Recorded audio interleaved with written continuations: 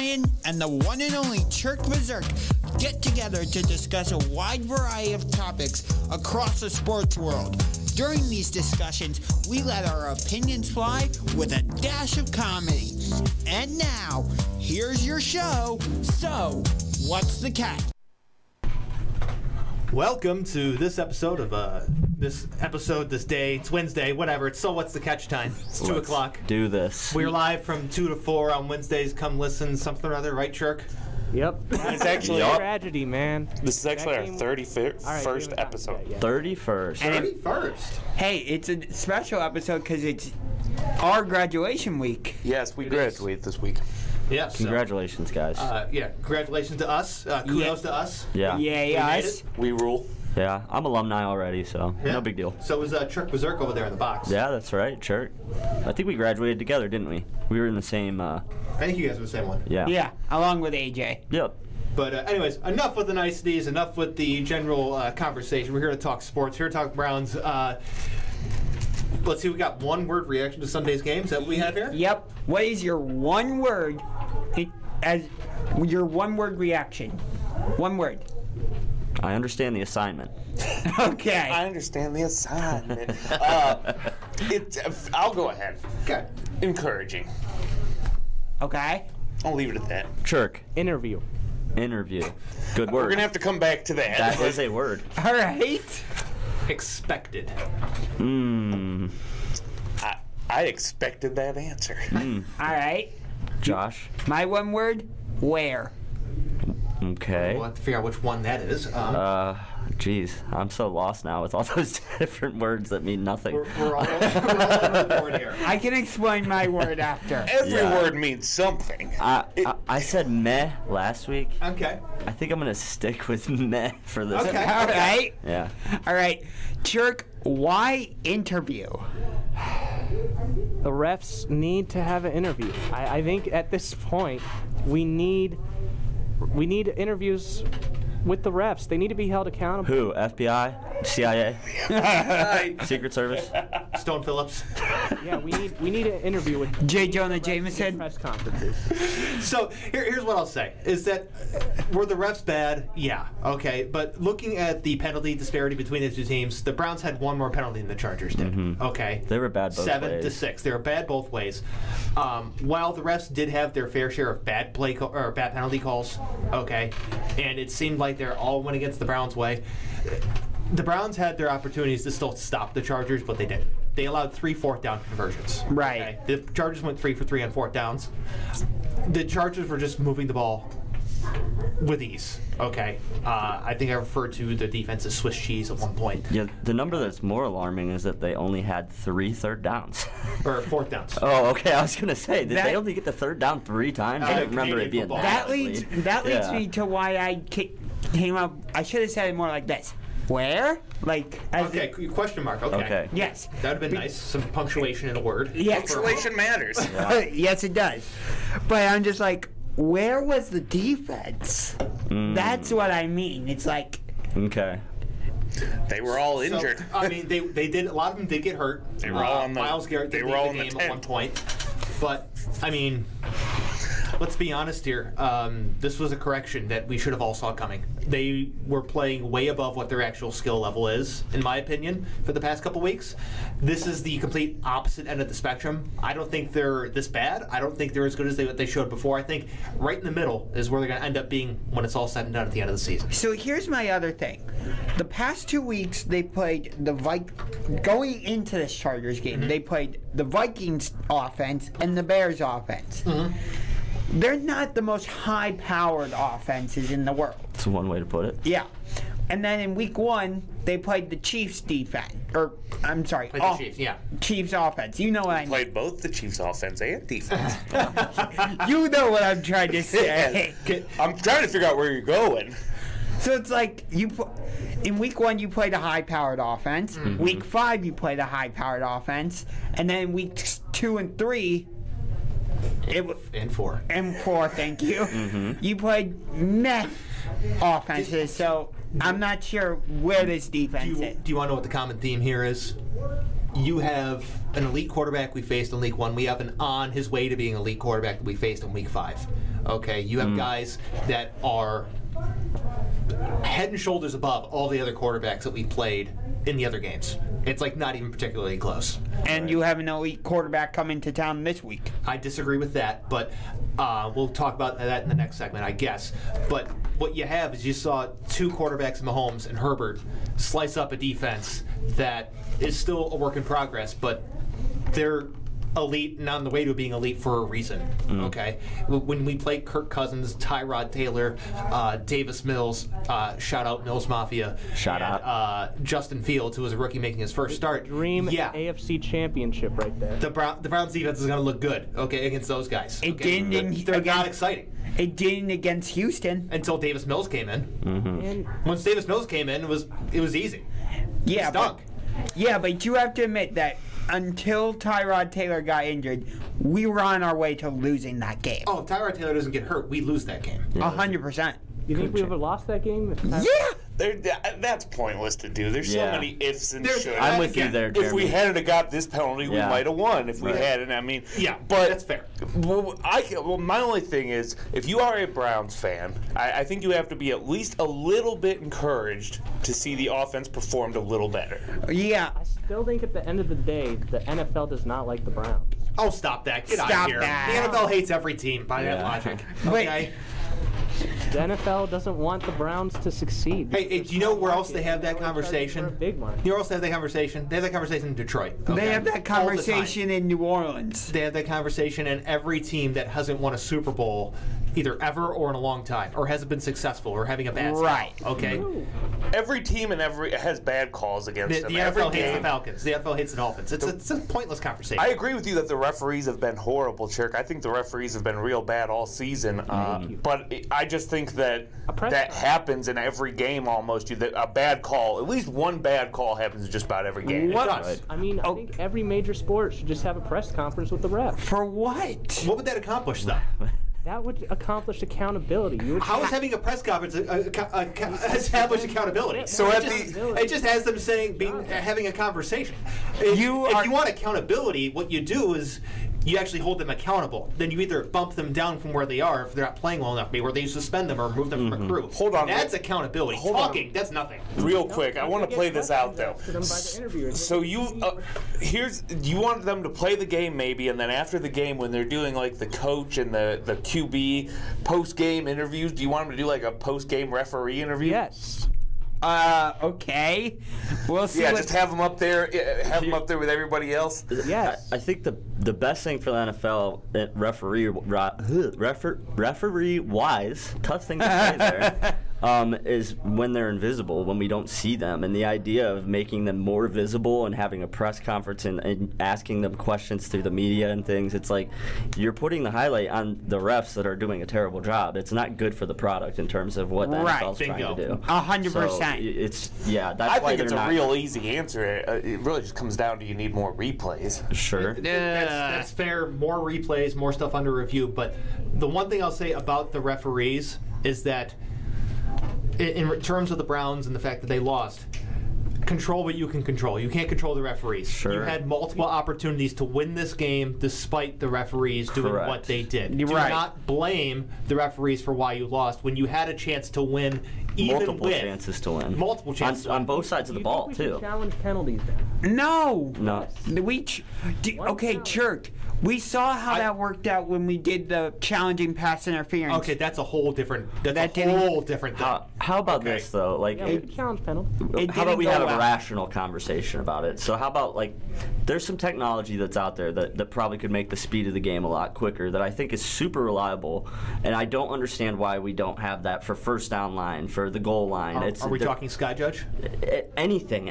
We have the technology to be able to tell if the ball crosses a certain plane, you know? So take that part out of it for the referees, you know what I mean? Make that stuff quicker, make it automatic. It's I mean, they Sky Judged Eckler's 2-point conversion. Right, They didn't review exactly. it. They did it like in real time. instantly, and it Right. didn't even have to go to the booth In and out go 20 through- seconds. Right. So, So- there's things you can do to take I've bad always thought refereeing about like a out sensor. of it. Yeah. Yeah. Because the problem with doing some of the things you're suggesting is it's going to extend the game. It's going to make the game longer, and it's going to make it unwatchable.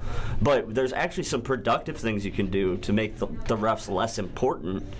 I'm not necessarily saying either, just to clarify that you should be able to review everything. I just think there's got to be some kind of tweak. I mean, Yes. maybe I agree 2 with challenges, and you give them a little bit more, what's the word I'm looking Flexibility. for? Flexibility on what you can challenge, just some kind of small tweak to make it more reasonable. Listen, all-time Sky Judge, I think that's honestly probably Yeah, the answer. Just I think so, too. 100% all the time, just a Sky Judge. And you put checking the things in best real guy time. up there, because you can't always get the best 4 people, referees on the field for every game. They've got to Are you cover. saying like a referee, like kind of like how they have an offensive coordinator up there in the booth and they like... Yeah. It's just a Same head thing like referee. the XFL had that when they Yes. came back. In the playoffs, the umpires for Major League Baseball, they have a replay umpire back in New York. A lot of time they don't even see the video. They're just listening to the Right. guys that are watching the video. Right, but I want to get back to the game itself. You said you were encouraged by the offense. Do you think that the 42 points the offense put up on Sunday, was that an anomaly, or do you think that we should expect something like that moving forward? I think we should expect something like that. Why? When they're at their best, I think they can put up 40 on the board in any game, just like they did in the first game and the last game. My issue is the way that they got to those points is not sustainable. Well, and the thing I keep saying too is the anomaly in this game is all the injuries. So when I get to see the whole team back on the field, then I'll be able to answer better. I'll have better answers to your questions. Yeah. So I'm not sure yet what to expect It's from still this really team. early in the season. It's Right. really early. And we've had a lot of guys and this that are team out. is, if I had to this is like a real. You could see this either way, but I think we are arguably like the hardest team to judge because we're always so different. Very difficult. Yeah. Yeah, I could see why you say that. I'm just saying, like, the difference between the Vikings game and this game. Right.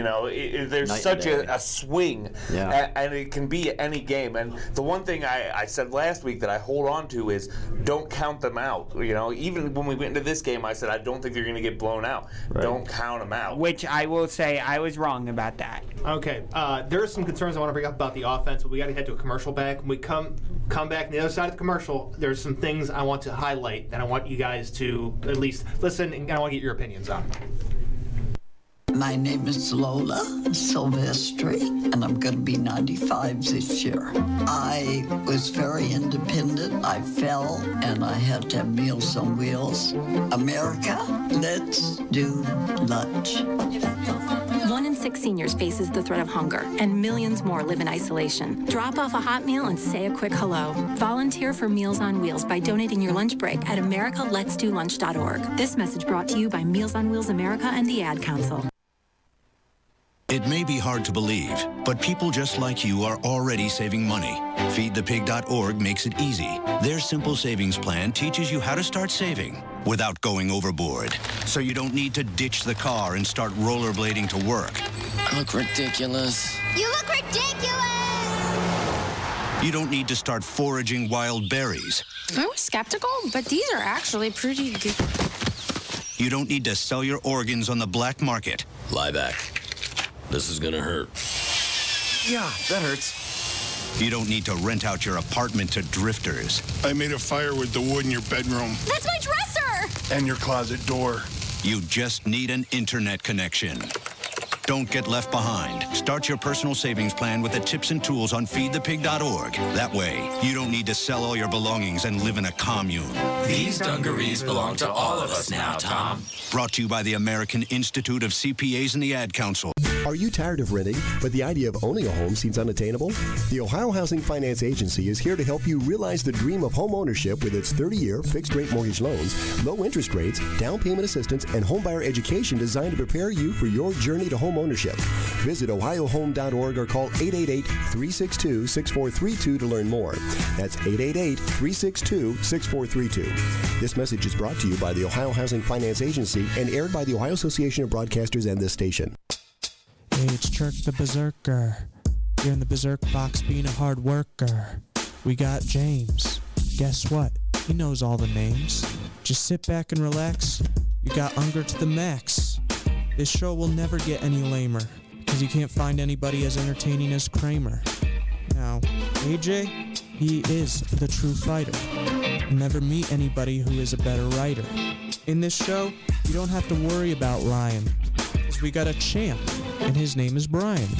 Join us every Wednesday at 2 for authentic personalities, because you know, all we'll just be dishing out is just the realities. I love it. All right, we are back here. So what's the Vanilla catch? chinchilla. Yep, you are the vanilla chinchilla. It's my favorite bumper because when we come back with that, it gives me like an extra 20 seconds to finish whatever I'm doing. Perfect. All right, so before the break, you had some offensive stuff you wanted to propose. Offensive stuff or offensive? Yeah. Yes. That's what I said. Yes. So here's where I'm at. In regards to the offense, the thing I feel is I don't feel it's sustainable.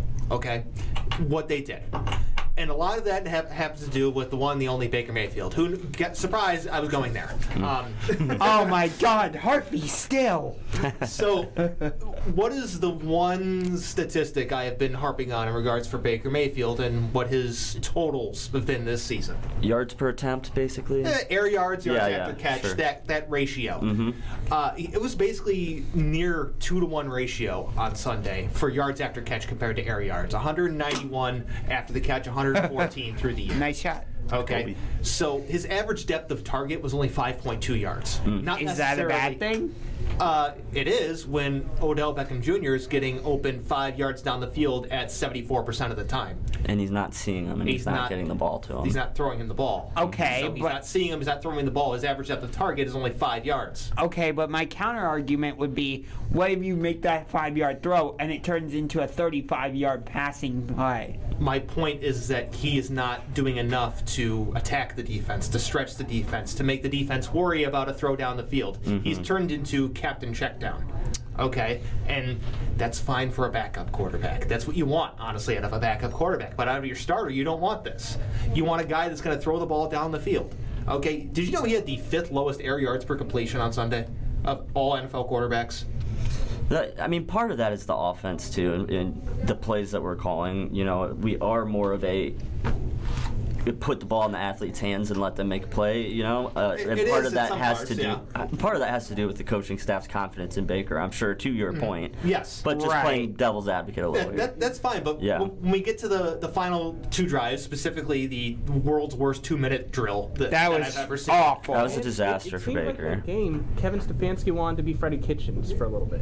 None of the offense was anything resembling Freddie Kitchens. No, yeah, he never could have put up that many. It did a little bit. No, No, because Freddie Kitchens called long shot plays. There were 0. I get what Shirk's saying, game. though. There was some bizarre bad decisions made, it felt. In that way. The weird thing is, you sent me a tweet where it was a highlight complication of Baker in 2018 where he would just snap throws deep down the field. He would rip throws. He was aggressive. He was decisive. He's not any of that anymore. Right. He's very indecisive. He doesn't trust his eyes. Doesn't trust his arm. He's not throwing down the field. I'm wondering, where did that go? His confidence is shaken right now, and by what? That's the question. Does he have the yips? You know, is it a mental thing? You guys aren't giving any credence to this injury. That's what I'm saying. It might be that, you know. It's possible. It's possible, but that's why he has no confidence. I'm gonna I guess use Baker's own words to I guess say it's not. It's not affecting him. According to himself. It's not affecting him. I mean, yeah, that's what he said. That's what he has said. I'm just saying. If Kevin Stefanski and Baker Mayfield says it's not not an impact, I'm going to go and say that's not an impact then. Yeah. I mean, you're supposed to say that. I'm using my own words against him. I'm just wondering, because if we're saying something's obviously wrong with him, it just feels like that would be the obvious answer. It's possible. Is it? Sure, it's possible. But you know what? He's not even taking chances. Yeah. Okay? He deserves an extension. No. He's not taking chances. That 2-minute drill took him 50 seconds to go 12 yards. Yeah, but he's not calling those plays, but right? he's making the throws. He's making the throws. It's not about the play calls. It's about the throws. There are guys open downfield. He's not throwing to them. He's not seeing them. So, we had an interesting discussion yesterday, and Jack John said we should trade for Russell Wilson. Yes, 100%. I hate it. I don't like that. Why? I don't like Russell Wilson. I think he's an overrated quarterback, and I just don't like that move. And here's where I'm with James with everything he's saying. The current state of Baker Mayfield is not where I would like to see it at if I'm going to re-sign him to a big money contract. None of us like where he's at. But I mean, it's the Browns. They would be the ones to do it. Sure, but where we differ is that I think Baker has the ability. I think he can be that guy. He can make those throws. We've seen him make some of the most incredible throws. We have. Yeah, but right, and that's where I'm starting. It's been 3 years now. You know what I think, and I want to James' see if side you of the agree argument. with me, Brian. I feel like I know that Baker is the best Cleveland's going to get. Period. See, that's where Not if we can get Aaron Rodgers. But that's the thing, is Aaron Rodgers going to come to Cleveland? It's historically been a problem. People don't want to come to Cleveland. Yeah, we're not the most attractive destination. So we for a were free 20 agent. years without a quarterback. We didn't have the guy. And by the end of that, I was begging for anybody. Give me Garoppolo. Give me somebody. Give me a guy that can come in here. Well, now I have a guy. And James was talking earlier about guys and dudes. We don't have a dude on our team. We don't have any stars. But we have a guy who can go in and kind of work and maybe get some wins. We need to remember one thing too. He's won a playoff game against the Pittsburgh Steelers, and a lot of these other guys. Did he win that playoff game? They won the game, and he started it. There. He was the quarterback. He certainly was there. Yeah, that win goes to him. I'm just saying I don't see us ever getting anything better. That's what I'm saying. Is I'm with you there. He's the best of what's around for the Cleveland Browns right now, and that's where I'm afraid of, do you not re-sign him? You're taking a big chance, and if you're going to get a guy, you need to be certain that guy wants to be a part of this culture moving forward. Right. When I was talking to James yesterday, I'm sorry, you're good. But I was just saying real quick to James yesterday that, we have a fundamental disagreement, and that's where it really lies. James seems to think we can do better, and I think we think this is very much the best we can get. I agree with James. Because here's where I'm at. We've seen the Browns play two teams, playoff teams, Super Bowl favorite in the conversation teams, in the Chiefs and the Chargers. Never mind what the current state of the Chiefs is now. Chances are they can fix some things and they'll probably be back. Okay, back on track, back where they're supposed to be.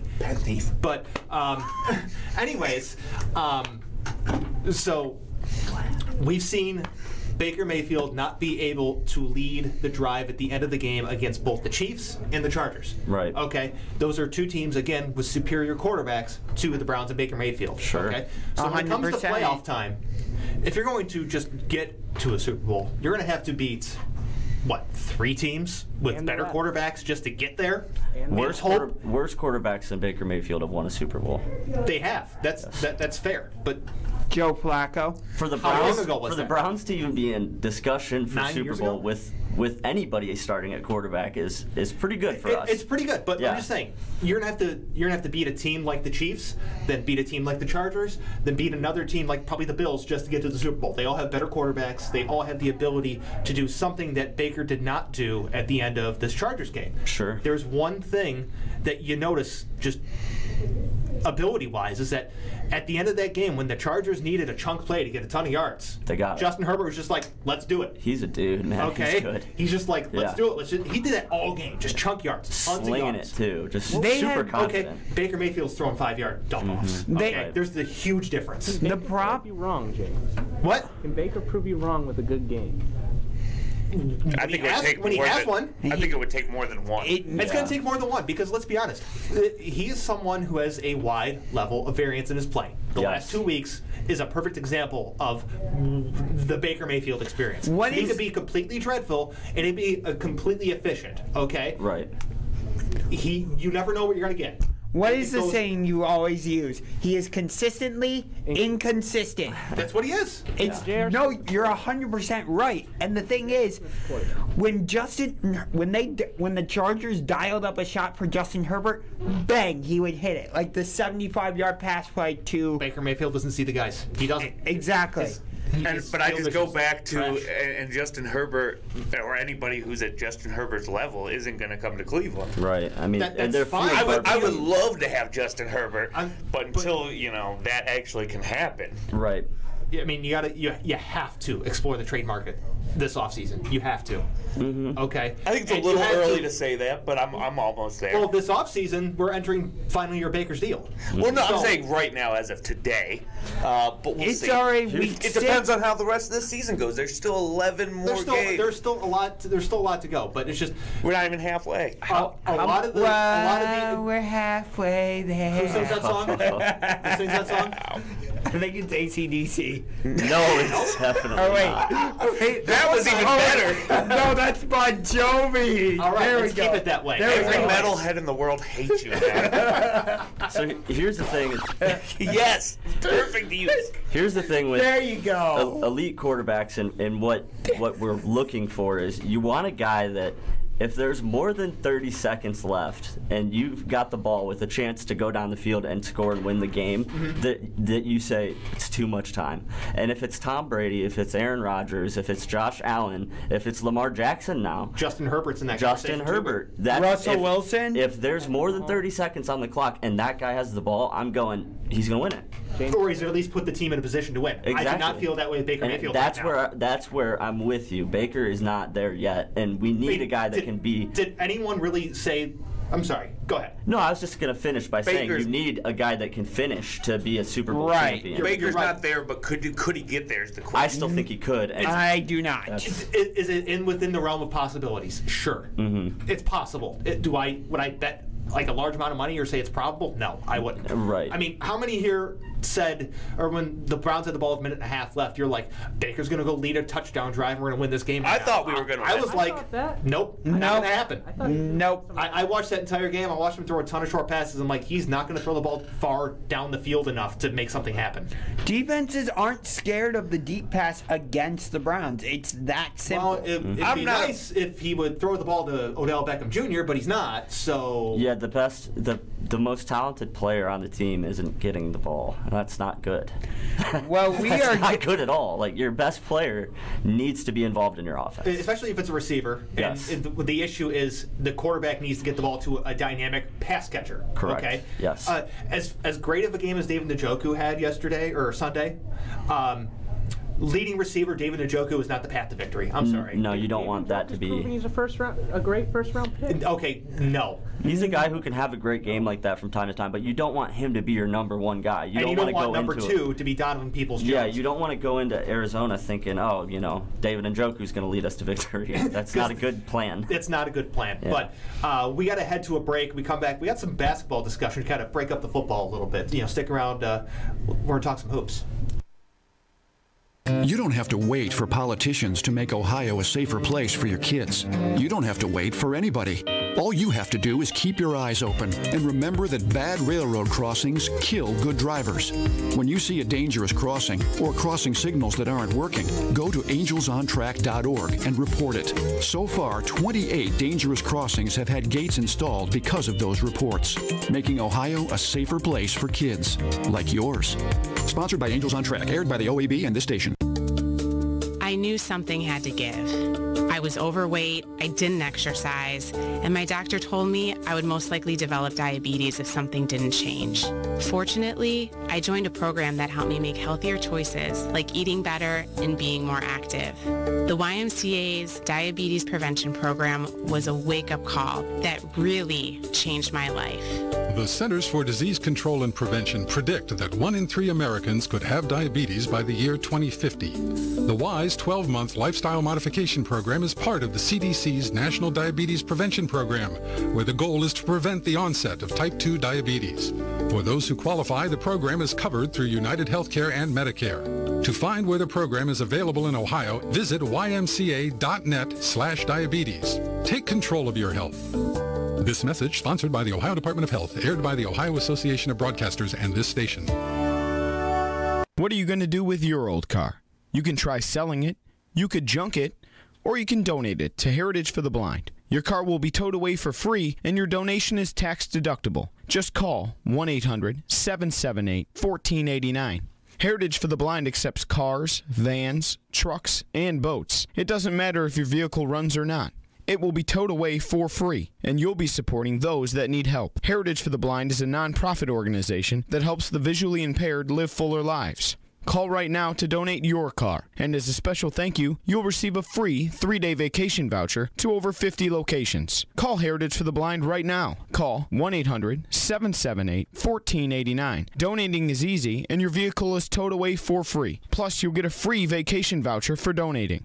Call now, 1-800-778-1489. That's 1-800-778-1489. Hey, yo, this is Kramer, the big man with the big mind, the big opinions, and the even bigger mouth. And you're tuning back in with So What's the Catch on All Sports Cleveland. Big opinions. What understatement that is, because that last conversation went into the commercial break here. We kept talking. Yeah, we did. That's what happens when you have a lot of Baker Mayfield opinions. That's how this just works. But anyways, it's basketball time. Let's do basketball. Everyone's favorite former Cleveland Cavalier, Kyrie Irving, will not play or practice until he can be what? Full participant. Yeah, so he needs to be fully vaccinated. That's what it is. Yes. Yes. I don't know why he's not just saying that. That's what it is. Yeah. And so, right now, he's scheduled to miss at least half of their games because he can't play in New Jersey. Brooklyn. Whatever. They should still be in New Jersey. More than half. A lot of the states that they're. And there's a lot of states they're going to where that's a requirement. So I don't know what the exact number is, but California, I imagine, is one of them. So that's a handful of games there. I'm gonna just make a bold prediction here. I think Kyrie Irving might retire. Ooh. No, I could see that. I think that he's really, regardless of what you think about what he stands for and what he's about, he's 100% all in on his opinions of things. You know what I mean? Right. He's very convicted in his opinions and his viewpoints. He's a very different person from LeBron James. Yeah, and he seems very confident in himself, and I could just see him saying, "You know what? I'm done." You know. I don't know if you guys saw this, but I believe, I'd have to go back and double check, but I believe at one point he even said, "I wish I hadn't hit the shot in Game 7 against the Golden State Warriors back in 2016." Don't quote me on that, but I think I remember hearing that. That sounds vaguely familiar, but I mean, that's what he's remembered for, and I don't think he likes that, because with the shot, it's also the block, and so he's tied to LeBron forever. Right. Okay, and so. I'm sorry, Kyrie. That's how it's going to be. What about him being alive? You're gonna be tied to LeBron forever. You're going to be remembered for your tenure in Boston being a failure, and you are now the third best player on the Nets. I still don't feel too bad for multi-millionaire Kyrie Irving. I don't either. I don't feel bad for him at all, but. Here, I was going to ask all you guys this: if you're a coach and you have that, and say he is playing good, like just say in your mind he's still Kyrie from the Cavs, but you still have this situation, would you want to play him those half games when you're away, or do you feel like that's just screwing up the whole team? You can't plan for a home team and an away team. So here's the thing: it's because the caliber of player Kyrie Irving is why this is even under consideration at all. Okay. Let's put it this way: if this was, sorry, Chirk, if this was Taco Fall, we're not having this conversation. No. Okay? No, we're the not. The Cavs would just straight up cut him. Okay. 100%. So it's because of who Kyrie Irving is and how good he is, what he can do, why this conversation even exists. Yeah, that makes sense. But either way, I would not play Kyrie. Nope, I wouldn't do it. That's kind of the camp I was in. I just felt like it would be weird to do that. It's going to throw off the team. Right. I think it would be such an awkward dynamic to have him out there and then say, "Oh, no, now we can't play him." I mean, what are the chances that they just kind of stagger it, so they do load management for Kevin Durant or James Harden for one of those games, and they just replace one of those two with Kyrie when they're away, or when one of those guys inevitably gets hurt, because they always seem to get hurt. And this is why I asked, because James usually knows a little bit better than I do. But so yeah, maybe there is like a way you could make it work or whatever. I don't know. It's very complicated, and it'd be a pain in the neck to try and do. I don't think he's allowed to play or practice at all until he goes into the COVID protocols. What was that, Shirk? Testing everybody. What about it? Like do that, like for the players that aren't like vaccinated, test them. I don't have a problem with that, but that's not an option Right. in New York. That's not an option in California. It's be vaccinated or you don't play and you don't get paid. What about this possibility? Does he demand a trade to a team that's in a place where he can play home games? Hello, Cleveland. Yeah. What if? No, seriously. That's went through my mind. What if he demands a trade back to Cleveland? What do we do? Do we welcome him back with open arms? See ya, Colin Sexton. Let's do it. Yes, I'm 100% in. I'm all in on that. I can't do it. I am all in on that. As much as I would welcome him back, the way he laughed in the terms, I don't care. I just want to He win. would make the Cavs so much better. Infinitely better. Swap out Colin Sexton for Kyrie Irving. Are you kidding? Goodness. This team would be so much better. I will give you that bumps us from a 12 seed up to maybe an 8. I will give you that. Yeah. The team would be better. I think there could be a realistic conversation about playing tournament. Yeah. Okay. Right. With Kyrie instead of Sexton. What? Would there be championship conversation? No, absolutely not. No. But I agree with you that trading for Kyrie and bringing him back would make the Cavs drastically better. So I get that. Mm-hmm. But it was just such a weird way for him to leave, and he was so angry about everything. Like, it even took me a little bit of time when LeBron re-signed for me to fully embrace him again. It took me exactly 0 seconds to embrace him once he came back. Yeah, it didn't take me any time. Listen, I drove to my parents' house where my LeBron jersey was in storage because I'm like, maybe one of these days. someday. Yep. And I went, I got it, I put it on, and I wore it for 3 days straight. Okay, so it took me exactly 0 seconds to be like all in. That's how I would feel with Kyrie as well.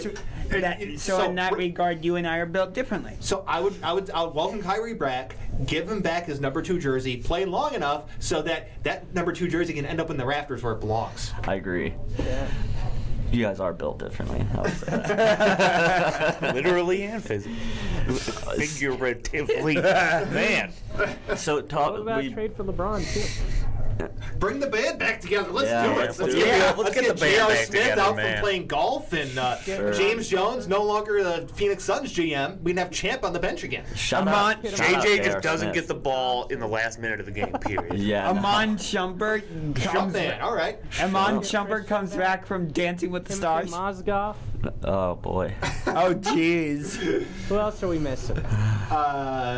Christian Iyenga. Richard Jefferson. Oh yeah, Richard Jefferson.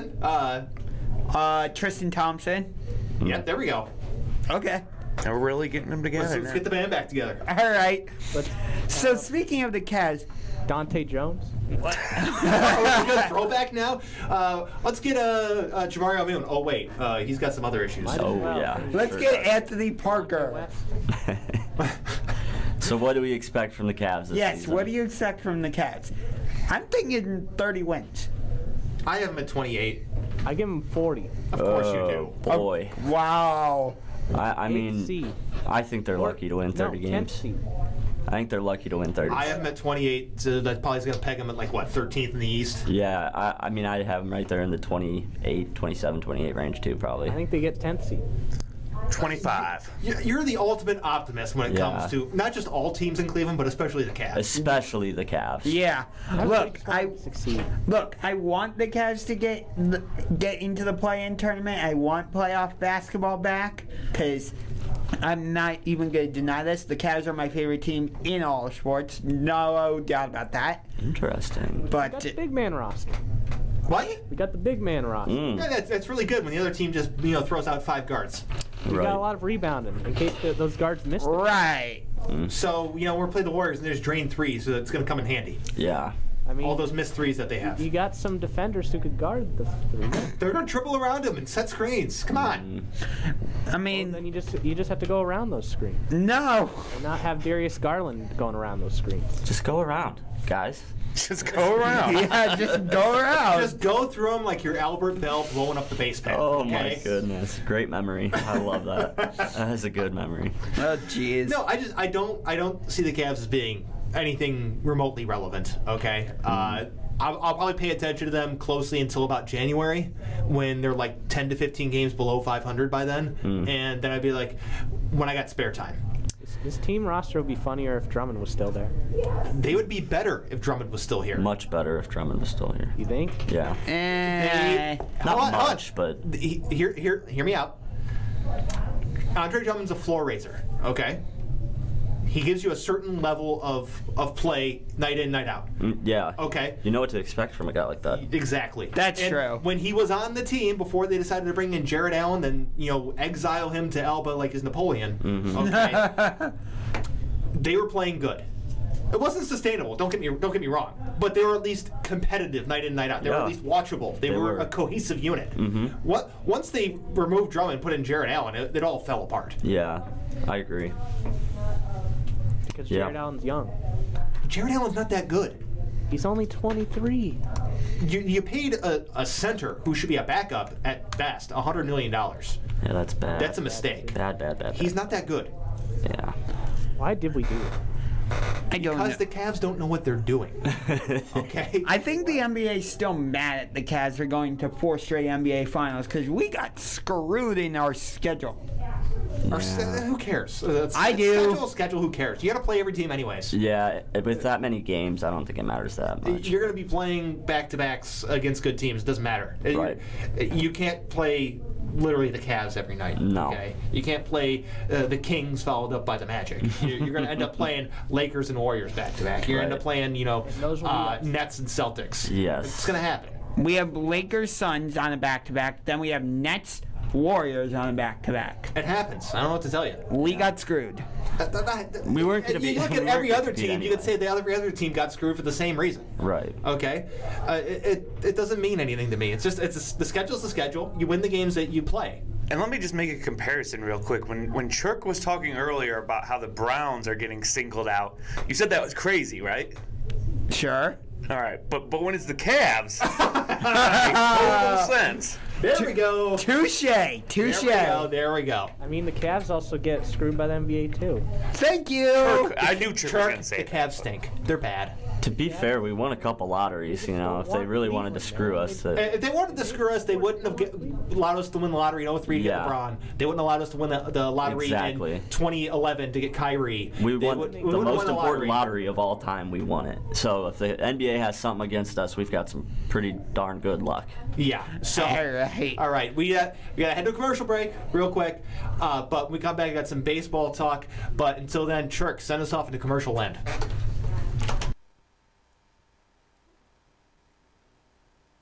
Are you thinking about buying medicine online? A search for online pharmacies yields more than 20 million results. But which ones can you trust? Medicines bought from unlicensed online pharmacies can be dangerous. You may get a fake drug, your condition may get worse, or you may experience a bad reaction. Don't put your health at risk.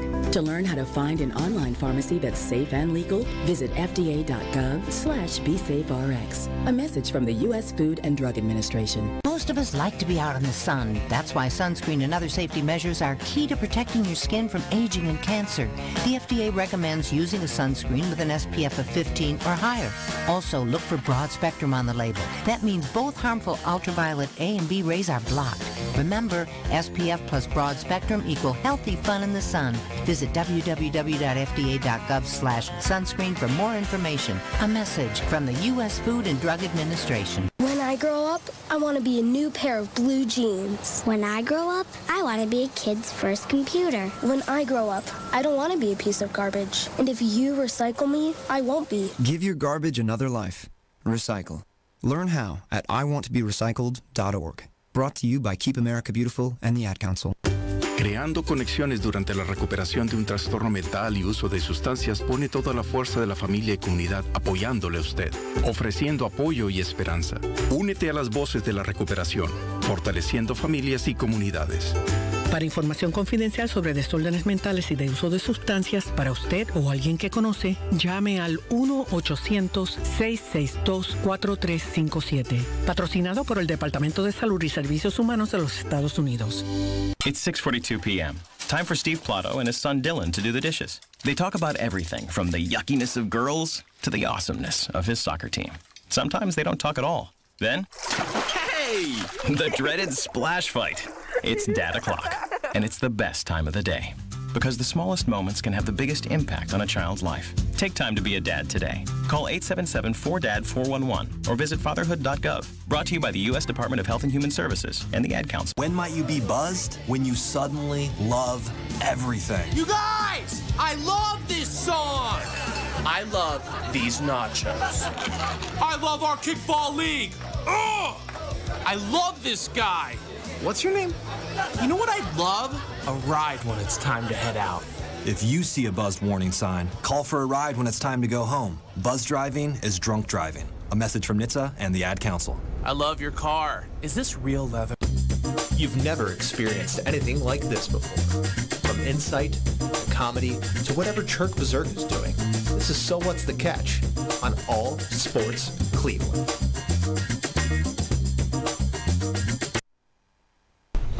You know, October is like my favorite time of year. Not only because, you know, football's in full swing, but baseball playoffs. Baseball playoffs are here. And you also have NBA opening and the NHL opening. But right now we're focused on baseball, okay? I'm just saying. We got ALCS coming up. We got Red Sox and Astros. Yeah, clap for baseball. Yes. Yes. Shout out to the clap in the other room. Shout out. Yeah, but shout out. Red Sox, Astros, ALCS. How's everyone feeling about that one? Please, Boston, destroy the Astros. Yeah, unfortunately, I still kind of like the Astros in that series, but I hope that they lose it. I got Red Sox. We got Red Sox. Like I said the other day, Team of Destiny vibes. I'm just feeling it. Yep. They do have that kind of feel that they're getting. I mean, those back-to-back walk-offs, like, yeah, they got Team of Destiny vibes for sure. I'm picking Boston to win that series. I'm not betting on it. I know that much. Betting on postseason baseball. Yeah, hard. What was that? Take the Astros. You're taking the Astros. So we got 2 for the Stros. Everybody else is taking Boston. Who you got, Kramer? What's the question? Red Sox or Astros in the ALCS? Who do you think that's going to the World Series? Oh, Red Sox. I don't like Boston, but like if all the other teams that I like are out, I kind of like Boston. Mm-hmm. Okay. You know? Okay. They're like an outlier team for me that I like. I feel more positive toward than negative. Okay. So we got Game 5 tomorrow night. The Dodgers and the Giants. This series should not be ending in 5 games. It needs to go to full 7. Well, it's an ALDS or NLDS, so it's only going to be 5. Yeah. What is it right now? This will be 2-2. Winner moves on. Yeah, that's like I said last week. It should never be less than a 7-game series. I agree. 5 games. This series convinced me of that. Yeah, it's just, especially when it's so good. It's such a good matchup. Like, why wouldn't you want more games? I wish this series was for the World Series. I think this might be for the World Series. Whoever wins this is probably going to win the whole thing. I think so. I think that it'd be a safe bet to put money on whoever wins this series winning the whole thing. So who you got? It's Arias against Logan Webb. Give me the Doyers. You're going LA? I'm leaning LA, but I would really, really, really love to see Buster Posey get another World Series. Yeah, I wouldn't hate it if the Giants won. It just you know, I gotta look at both teams. I gotta look at which one do I feel is more capable of in a pressure situation delivering. I went the other way on the other one, but I'm with you on this one. I'm going with the Dodgers. I'm going with the Giants. Okay. I hope you're right. I'd like to see them. I just think with Buster Posey, Brandon Crawford, Brandon Belt, they have that experience of being in pressure-packed situations. Like, for example, 2014 NLCS, they were up 3-1, I'm sorry. And then in 2014 World Series, they went the full 7 games against Kansas City. So they've been in pressure-packed situations before. They have the experience. I'm going with the veterans. I can't trust Brandon Crawford or Brandon Belt. That's fair. I mean, yeah, they've had productive seasons, but sorry, I mean, they are who they are. Okay, Brandon Crawford had a season where he's playing above his skill level. Brandon Belt is fine. Okay, I look at the Dodgers and it's just hard not to be like, how can you not pick the Dodgers? They've got it all. They do. Really do. They have just such a talented roster. Yeah, they do. They I have like it the all. Dodgers. Dodgers over the Giants. Yeah. Shark, what's up? Dodgers or Giants? I'll go with the Giants. Okay. Okay. So 3-2. All right. Watch baseball. All right. So What did you think of that White Sox-Astros series? I personally enjoyed it. Even I wish the White Sox had put up more of a fight than they did. Good riddance to the White Sox and John Cusack. Yeah, I say good riddance to the White Sox. I don't like them. I don't like the Astros either, though, so I wasn't really... So what do you guys have against the White Sox? They're a divisional rival, and everybody else in the world does not like their divisional rivals, but you seem to be fans of every one of our divisional rivals. Hold on. I'm putting you in the hot seat right now. Okay? Yeah. I do not like the White Sox, no. No, I'm not going to say you like the White Sox, but here's why I'm going to put you on the hot seat, okay? You're a fan of what's going to be the Guardians, correct? Yeah. Division rival of the White Sox. You also happen to be a Cubs fan who is the crosstown rival of the White Sox. Yes. You can't like or root for the White Sox. Yeah. I don't. Ask White Sox Dave that. Exactly. I never said I liked the White Sox. Listen here, John Cusack. You can't root for the White Sox. The only reason I was rooting for them was because they were playing Houston. I don't understand ever rooting for a division rival. You don't. Ever. You can't. In a million years. I hate the Astros too. Yeah. Okay. But I'm never going to root for the White Sox to win. Yeah. Over the Astros. Just don't do it. Even if it's the Astros. So you're saying I should have stayed neutral? You stay neutral. You hope that whatever team wins this series loses in the next round. Fair enough. That's the way I looked at it. That's the way I looked at it. I wish they both could have lost that series. Yeah. Yeah. All right. I get it. Braves Brewers. What the hell happened? Nothing. What the hell happened? Braves won. All right, succinct explanation. Yeah. I mean, it is. It's accurate. I mean, but I think the follow-up question: did Milwaukee miss their best opportunity for a title? Was a good one. It is. It is because I would have took that pitching staff toe-to-toe with everybody else still left. Yeah. Right. I think it would have been a cool story if Milwaukee had won the World Series, because then they could have made a... Okay. They... Gotta pee, radio people. All right, all three listeners. I just think it would have been cool if Milwaukee had won, because then they could have said, we have the NBA championship, and now we have the World Series. Sure.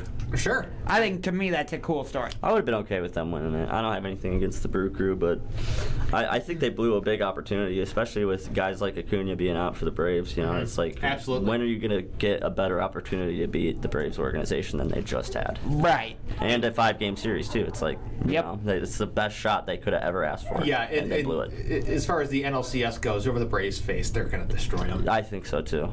Yeah. The Braves don't have the pitching. No. They're really going to miss Acuna there. Sure, they have Freddie Freeman still, but it's Ronald Acuna that you don't have. Yeah, right. Yeah, the best player, arguably the best player in the entire league, you know, is not playing, and that's problematic, so. Yeah. 100%. Like, I love me some Charlie Morton, but but Ground Chuck ain't going to be able to do his job against the Dodgers and Giants. Yeah, but. I love Ian Anderson, but against the Giants, no. Let me ask you a question, just because I'm a giant Buster Posey fan. Okay. Do you guys giant Buster Posey fan. I see what you did there. I didn't mean to. It was unintentional. Anyway. Do you think he's underappreciated? Yes. Okay. Absolutely. Okay, good. Because he's a catcher. Yeah, absolutely. Hall of Famer? Yeah, I think he's hands down Hall of Famer. I think he's the best catcher of our generation by far. Oh, best catcher of our generation. Absolutely. Yeah. I'm with that. Mm-hmm. What about Yadier Molina and Salvador Perez? You can argue defensively, yeah, but I'm talking all around, 5-tool player. Yachty doesn't have the offensive numbers. Right. I don't think Yachty's going to make it to the Hall of Fame because of that. I don't honestly expect him to make it there either. As far as Salvador Perez goes, he probably won't make it either. Okay. Wow. Getting in the Hall of Fame as a catcher is extremely difficult. That's true. I will give you that. You have to do a lot of things well and for a long period of time. Buster Posey's done that with his bat. The other two haven't. Right. Not only that, but the things that he's overcome in his career too, and every time he just comes back, and it's like, is he going to be the same? And he's got the feel-good story to go along with it. Yeah, right. Plus, he has 3 World Series titles. What was that? No, come on. Come on, say it. Do you think he's better than James Posey?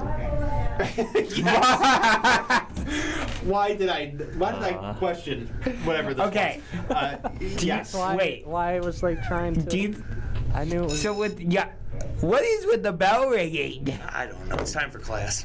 Honestly, I think I'm about to school you. If Mike Trout didn't exist, I think there'd be a legitimate argument for Buster Posey being the best player overall of our generation. Wow, that's a... Over the generation, yes, I will The way agree. he produces for agree. that position that he plays is just invaluable. You can't put a price on what it's like to get that much production out of your catcher. It's just incredible. Look at Cleveland's catchers. Okay, Yeah. Outside of two outlier seasons, one from Roberto Perez, the other Victor from Jan Martinez Gomes. had a good year. But Victor Martinez has been here like what, a decade? Right. So I mean, you look at the 1 year we had a Perez, 1 year we had a Gomes, and it's been a nightmare. Outside of that, it's been terrible. It's been like they're good behind the plate, so we just deal with it.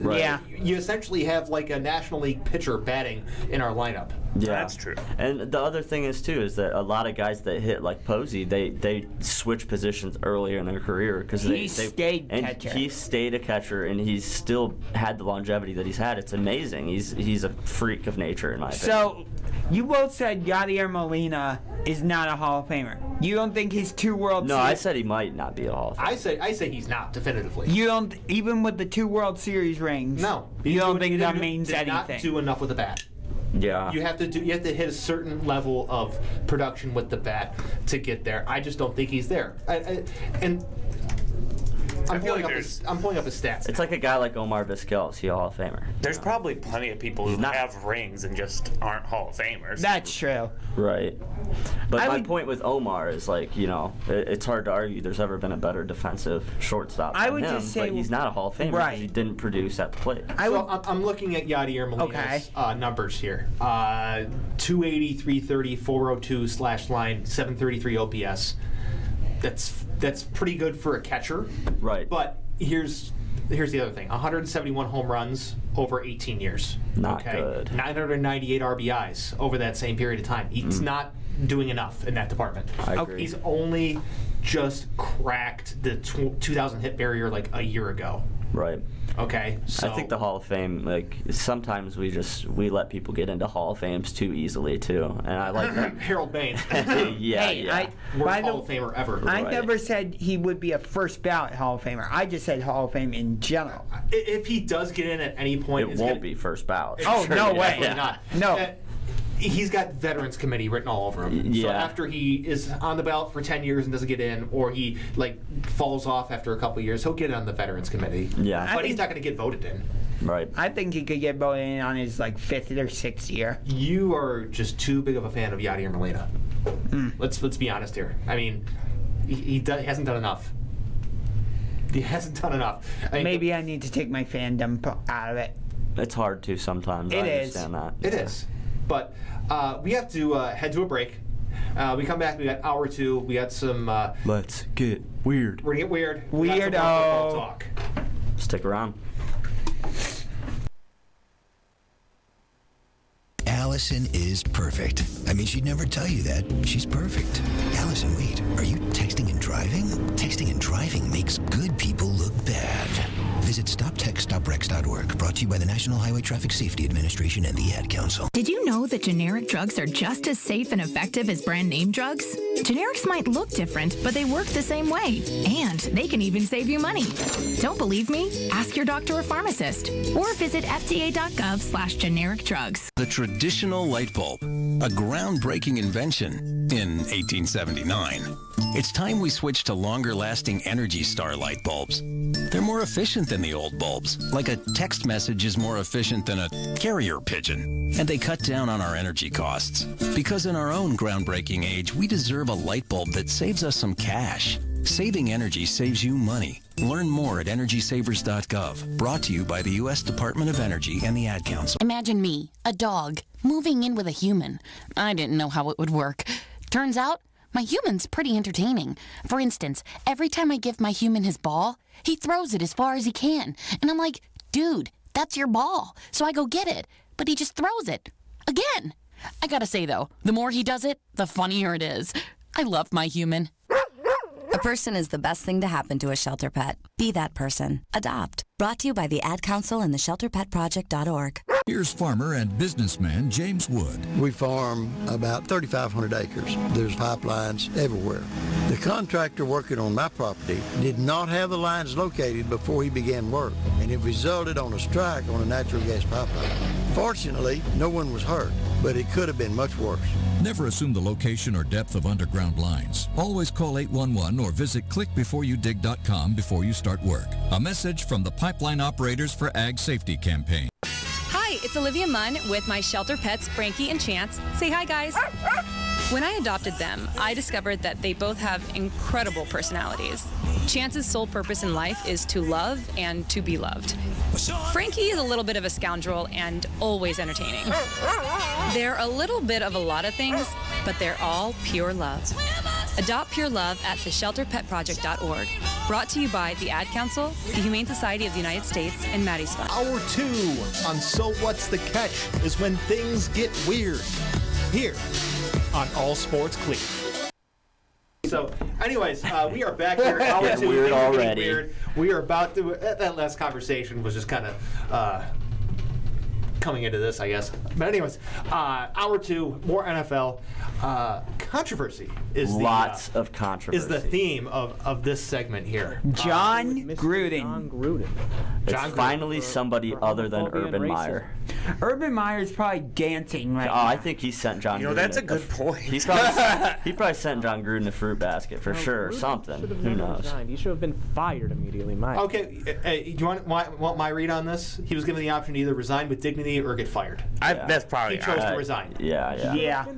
Fired. They were going to if he didn't resign. Right. Yeah. That's why it was the Just quickest resignation. He couldn't say he didn't resign. There's reasons teams do that, though. There's legal reasons. Because there's a difference between somebody resigning and getting let go. Think about how big his contract is. By him resigning, the Raiders are off the hook for his deal. Yep. They don't owe him $60 million over the next 6 years. Amazing for them. He doesn't deserve a penny. No. Well, he's not getting any of it. Yeah, he's not getting The Raiders don't owe him that money anymore. The Buccaneers also said they're taking him out of the Ring of Honor. Right. Deservedly so. ESPN probably won't take him back as a commentator. He's done. He's done. He's Napoleon. He's done. He is done. He's done. It's over. So do you think the focus now shifts back to Urban Meyer? No. That's not how the news cycle works. We don't go backwards. Because here's the deal: it's going to be the John Gruden discussion for the entire week. Okay, It already has been. It's going to continue to be the John Gruden discussion. Okay, it's going to be about what he said. It's going to be about who he said it to. It's going to be about how long has he been saying things like this. What did they say? 75,000 emails? 75,000 is what I heard that they're digging through. Yeah. So there's going to be more. This is just what they found so far. Right. And there's going to be more. The crazy thing about this whole story is that, if I remember correctly, and correct me if I'm wrong, which maybe I am, but this whole thing started with an investigation into the Washington football team. Yes, this is collateral damage by that investigation. They're investigating the sexual misconduct claims of the Washington football team, which Gruden may or may not have been involved in one part of it a little bit, because the topless photos of cheerleaders being sent back and forth and saying disgusting things about that. Good Lord.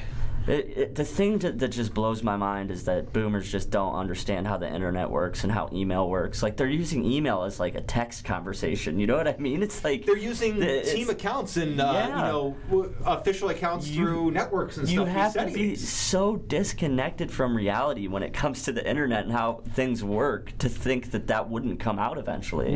Even with a text message, once you hit the send button, it's there forever. It's in cyberspace. Somebody will say, go find some way to find whatever it is. Yeah, I agree. Let's be honest here. We gotta look at what he said and what he was doing and how long it probably went on for. Because from what I have heard, Keyshawn Johnson said that's exactly how he was in Tampa. Yeah, he said he's okay. Then Keyshawn said, "I see you, Gruden." Oh my God! He called him a fraud. He said he is. So you look at everything that he said, and you look at the Raiders organization. Okay, we've had a conversation about the Raiders organization and what their history is. Yeah. Okay, their history, organization-wise, is one of diversity, acceptance, inclusion. Right. He was the complete opposite of everything there. Okay, the Raiders were the first team to hire a minority head coach. They were the first team to hire an African American head coach in the modern era. They had the first female front office executive, and they had the first openly gay active player. Carl Nassib. Yep, Carl Nassib. Shout out Carl Nassib. He managed to insult all of them throughout all those emails. Right. Mm-hmm. He spit on the face of the Raiders. He spit on the legacy of Al Davis. It was unacceptable. He had to go. Yeah. 100%. You couldn't be more right if you tried. I mean, yeah, I'm struggling to find anything good to say about the situation. There's just not much good you could say about it. There's no point to argue against what you just said. Everything you just said is 100% correct. And it's bad for the NFL. It's a bad look for the NFL right now. But at the end of the day, I think this is going to be good for the NFL. I think that there's going to be a lot of other guys out there that are going to get exposed that we don't need in NFL locker rooms going forward. If we want the league to be about, this openness and acceptance, and we can't have people inside organizations who are talking that way. You just can't have it. It's totally it's counter to the whole mission of what the NFL is stating. 100%. And I hate to bring this name up, but I feel like it kind of circles back to Colin Kaepernick. Am I wrong there? He criticized kneeling, if that's what you're trying to get back to. He was not a fan of that. I think he talked about Eric Reed, though. Yeah, the kneeling thing. Which was, again, began with Kaepernick. Right. Yeah, and I guess what I'm also trying to say by saying this whole thing circles back to Kaepernick is that's when the league started, I felt like at least, the league started to become, where it's conscious of of this whole thing. I see where you're going now. Yes. Yeah, I wasn't sure where you were going with it at first, but now I got you. Thank you for helping me out there, Kramer. Yeah. I would bet money that there's somebody, probably multiple people, coaches, various coaches who have racist stuff out there in their email and are like sweating bullets now. Yeah. I mean, this makes me wonder, like, what we're gonna keep finding out. That's what I mean. Because this is back from like 2011, right? Yeah. There's no way they went through all 75,000. I think 650,000. 650? You're gonna find a lot. Weren't there? That's what I mean about these old people. They're using it as text messaging. They're sending like thousands of emails a day. Yeah, it's like insanity. I feel like this is going to be just the tip of the iceberg. Yeah. Right. It really we might see a lot of turnover. Do you remember in the next couple months. I don't remember what year the NFL draft was, but when Laramie Tunsil had that picture of him like with the gas mask. The gas mask ball, yeah. Legendary. Sure. Yeah. Legendary. So that type of thing. Anything should have. Or wasn't Josh Allen like questioned about some like edgy tweets he sent out? Oh, they were racist. Yeah, he said some racist things. They're racist things. Right. So that's what I'm trying to get at. Well, right. But when you look at it being said by a teenager, as opposed to a full-grown adult, there's a difference. There is a difference there. One, two. When we're looking at it from the aspect of a John Gruden, from the aspect of other executives on teams, these are guys in positions of power, who are determining whether or not certain individuals have jobs or not. Okay, right. Let's not forget. Marquette King was cut by the Raiders because John Gruden didn't like him. Okay, he was the best punter in the league when the Raiders cut him, and he hasn't got a job since. Oh yeah, that looks rough now. Yeah. That's a bad look. That looks really bad right now, doesn't Looking it? back on it now, the Marquette King thing did not age well. It wasn't aging well. It wasn't ever going to age well. No. So you look at that and it's like, okay, this is a big issue. Then you look at the fact that these guys are supposed to be the leaders. They're supposed to be the examples, the faces of these franchises. Right. You can't say that. I didn't say anything like that to begin with. It's terrible, but there's a different standard for a coach or a front office executive, an owner, what have you, saying something like that versus a player. Yeah. I can say just two words to put it into context. Hugh Jackson. I mean, we know what it's like to have a coach who doesn't exemplify what you want to exemplify for a team. I'm not comparing the two as far as the racism. I get what you're saying. I'm just saying, like, a coach. The coach is so important that having a bad coach can make a whole team blow up. We've experienced that. Mm-hmm. Freddie Kitchens. Hugh Jackson. As far as owners saying stupid things, we can look to the NBA. Donald Sterling. Yeah. Oh, yeah. That was an all-time bad look. Yeah. Okay, and he was forced to sell his team. Yeah, coaches are important. They should be held to a higher standard. It's a higher what standard. I'm getting at. Yeah, they're faces of the franchise. They are the guys that you're supposed to be looking to for leadership, direction, and you can't have. I mean, it was very obvious that once the second round of emails got released that he was done. Yeah. All I'm trying to say is, again, I'm not comparing John Gruden to Josh Allen and vice versa. All I'm saying is, it's the same idea if you think about it. Like, from a broad perspective, sure, but one thing's just a stupid teenager sending out a tweet. The other is a guy that's determining employment of individuals. So if you just drill down one step, it's entirely different. Yeah, people's livelihoods are depending on their decision making. And they're saying racist, misogynistic, homophobic things. People's livelihoods aren't hanging in the balance of a 14-year-old's dumb tweet. In order for John Gruden to, I think, ever be forgiven, he would have to do a tremendous amount of activism. Oh, he will never be forgiven. Are you kidding? He's done. No, he's done. The only case he could be forgiven. He's done, Zoe. You have to do. I can't say what. Here's what I'll tell you. I can't say what I said about John Gruden on radio, but expletives. Okay. Yes. When I saw what he said and wrote an email. Mm-hmm. So. Yeah, I didn't say anything positive about John Gruden, and he did not deserve anything positive he said. No. No. Real quick, we only got a couple minutes, but I just wanted to mention this. Another collateral damage from this investigation. Adam Schefter sent an email to Bruce Allen about a story that he was doing, and for changes, tweaks, ways that he wants it worded, and refer to him as Mr. Editor. Journalism 101, this is a big no-no. Yeah. You don't do that. Mm-hmm. Not at all. It's not a good look. No, it's not. And if you've checked Adam Schefter's mentions today, they are hilarious. Yeah. Everything he tweets today has been, did you send that to Bruce Allen? Right. Did you send that to Mr. Editor? Well, how's Mr. Editor feel about this? Right. Good As Lord. it should be. Good job, Internet. That's one of the times when the Internet can be entertaining. Every now and then, like the Internet, it wins one for the little guys. Yeah. But so message to anyone in this room, but anyone listening, hopeful journalist in the future, don't do that. Yeah, don't do No, that. don't do that. Not a good look. No. No, that's a big no-no. To make sure to get the right phrasing. Yes. To verify information, that's one thing. Changing the story and making tweaks and calling the person Mr. Editor, no. Just in general, like I hope and this is pertinent to us now graduating, people going into this kind of field need to understand you have to have a level of integrity, and there was no integrity in that move. 100%. 100%. None. We got a platform here where we can just say how we feel and be able to make a difference. Shefty's a Michigan guy too. I'm really disappointed in him. Okay, makes sense. That's a shame on the old Michigan man there. Yeah, not a good look for the university either. Wait. Oh. Michigan man. I know. Michigan man of integrity? Question mark? Question mark. Question Put mark? a question mark next to his name. I have no problem with that. All right. Well, we are going to head to commercial land. But I just thought of literally. It's John Gruden. Literally, we would put a question mark by his name. It's just going to be Adam Schefter? Anyway, it's a commercial. Let's go to commercial land. A lot can happen in 6 seconds. A rodeo ride, a dramatic basketball win, and the world record holder can solve a Rubik's Cube. 6 seconds is how long it takes for an 18-wheeler traveling at a safe speed to come to a complete stop.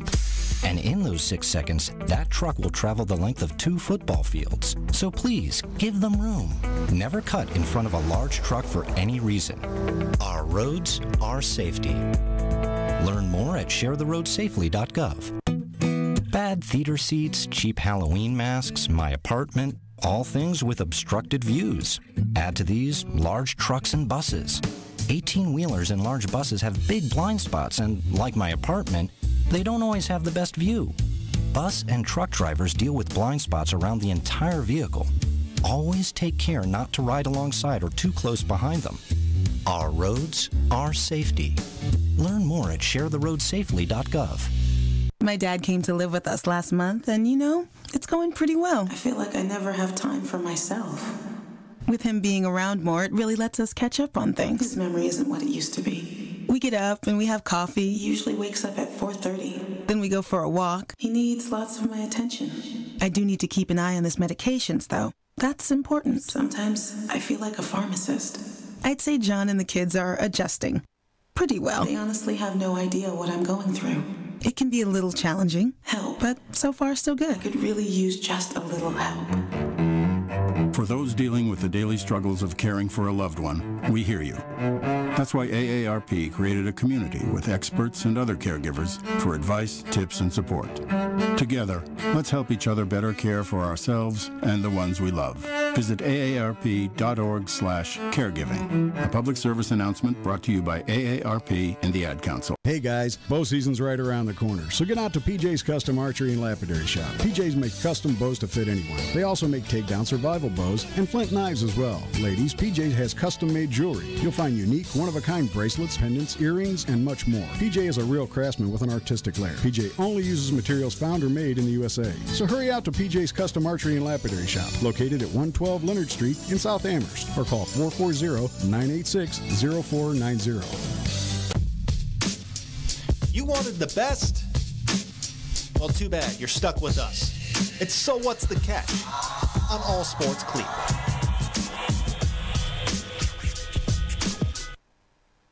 It's one of my favorite bumpers. That's one of my favorite too. And yeah, you guys are stuck with us, but you're only stuck with me for 15 more minutes, as I got to leave at 3:30 today. Wah, wah, wah. But let's go with let's do this last segment here, college football.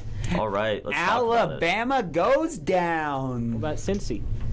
What about it? I told you Cincy was legit. Oh, come on. Cincinnati just hasn't been found out yet. I would like to go back to, I think it was my first episode on the show, saying that this college football season could just be absolute chaos and insanity. Oh, no, that's definitely for real. Mm-hmm. Yeah, that's 100%. And that's where we are at, and I think that more is to come. And there is. Yeah, and I think it's good for the game, honestly. I mean, I think people are tired of seeing Bama just win every year, every other year, and it's good for the game. It's exciting right now. I mean, 4 of the teams in the Big Ten that are in the top 10 are going to play each other. Yep. Okay, so we're going to find out. Yeah. That's going to be a whole just spin cycle of nonsense. Yeah, this top 10 as it stands will not look the same at the end of the year. Oh, no it way. won't. Right. Iowa. Iowa's fun at 2. It's cute. Yep. But where's the letdown? Come on, we know where it's coming. Their offense stinks. It's bad. Dreadful. I will concede that they beat us on Saturday. Yes, they did. If you love football in 1942, Iowa's your team. Right. It sucked to see Clifford go down because Penn State, I think that they would have won that game. Yeah, we probably would have, but I'm not impressed by Iowa. I mean, I know their defense is great, but it's just like they're not going to put up enough points to hang with any of these teams. I mean, come on, what are the chances Iowa loses to Purdue this week? Letdown game? Yeah, there's a good chance. I think that this is a very good trap game for Purdue to go, make the upset happen. That's what Purdue does. They just screw up good team seasons. They do. It seems like the Indiana teams. Indiana does it once in a while, too. They'll be one of the best teams in the Big Ten out of nowhere. Yep. Anyway, yeah, I think it's great for the league. I don't know how good it's going to be for the Big Ten over the next couple weeks because we're going to see a lot of turnover and a lot of change, and but we're going to find out. We're going to find out a lot about these teams in the next couple weeks. I have to reassess and relearn Penn State because I feel like the offense is going to look a lot different with Sean Clifford out. So, and I don't know a lot about our backup quarterback. I did not. Did not look good. Yeah, I didn't hear any good things, and I definitely didn't see any. Yeah, I was. In postgame, I was trying to say like the reason Penn State lost was because of the backup quarterback, but yeah, I can't.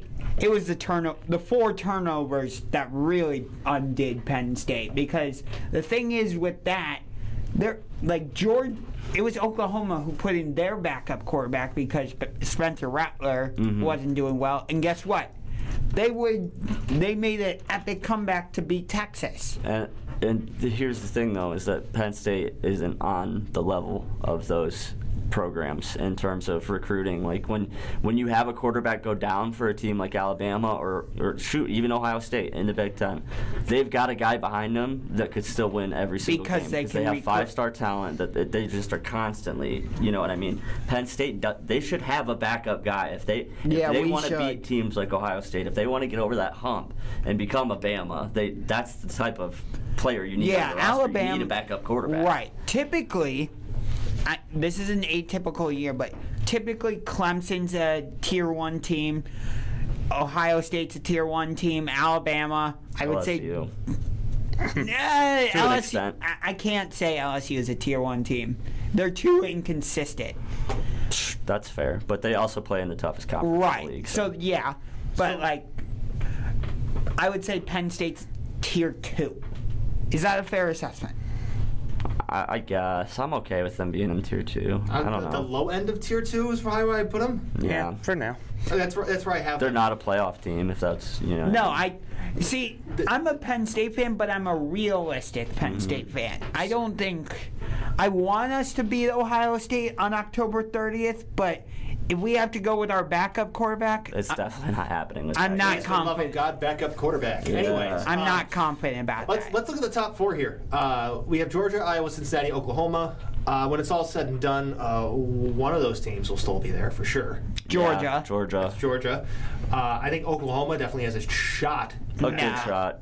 I think don't think Oklahoma has so. the best shot out of the other teams in the top 4.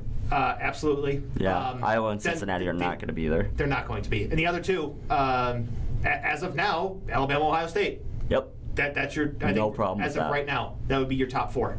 I'd still have Bama in the top 4. I don't Yeah. think they deserve to be bumped out of the top 4. I think it's fine bumping them out of the top 4 for now, just Right. because we know we know what's going to happen. Yeah, we know what's going to happen. They're going to work their way back up to the They're top. going to get Yeah. all the way back to the SEC title game. They'll beat Georgia. Georgia will drop down to 4. Alabama will be like 2. Yep. And then the final 4 will be, Winner of the Big Ten.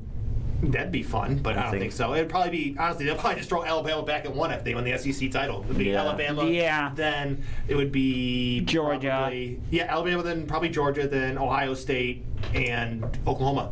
As of right now, yeah. I don't disagree Yay, with any of same that. old, same old. I wouldn't be surprised. I don't want that. I at all. don't, but here's the thing. Like I said earlier, I still think more chaos is to come. I think Sure, there's So- chaos on the horizon. Yeah. There really is. It could be totally different. Right. We might see a top 4. We might see teams we've never seen in the playoff before, and we might see teams like Cincinnati. Alabama not. Cincinnati has no chance. I Yeah. completely disagree. I know you do, but I'm telling you, Cincinnati has no chance. Even if they, Look I at- don't think they belong. So look at the programs that are right on Cincinnati's heels right here. You have Oklahoma, Alabama, Ohio State, Penn State, Michigan, Oregon. Oregon still is even in the mix, okay? You have teams with a certain pedigree. Yes. Even if that pedigree is second tier. Michigan, Michigan State, not Ohio State. Penn State. Penn State. Kentucky. Oklahoma. Kentucky's a non No, Kentucky's not tier 2. But you look at those. Do you know why Alabama gets in all the time, even though they probably shouldn't get in sometimes? Shout out the year they didn't win the SEC title, so got in 4. Right. It's because it's Alabama. Yeah. If the teams are close enough, so in Alabama, Oklahoma, Ohio State, what have you, they're going to get in over Cincinnati. Why? They deserve it. Yeah. They deserve to be next.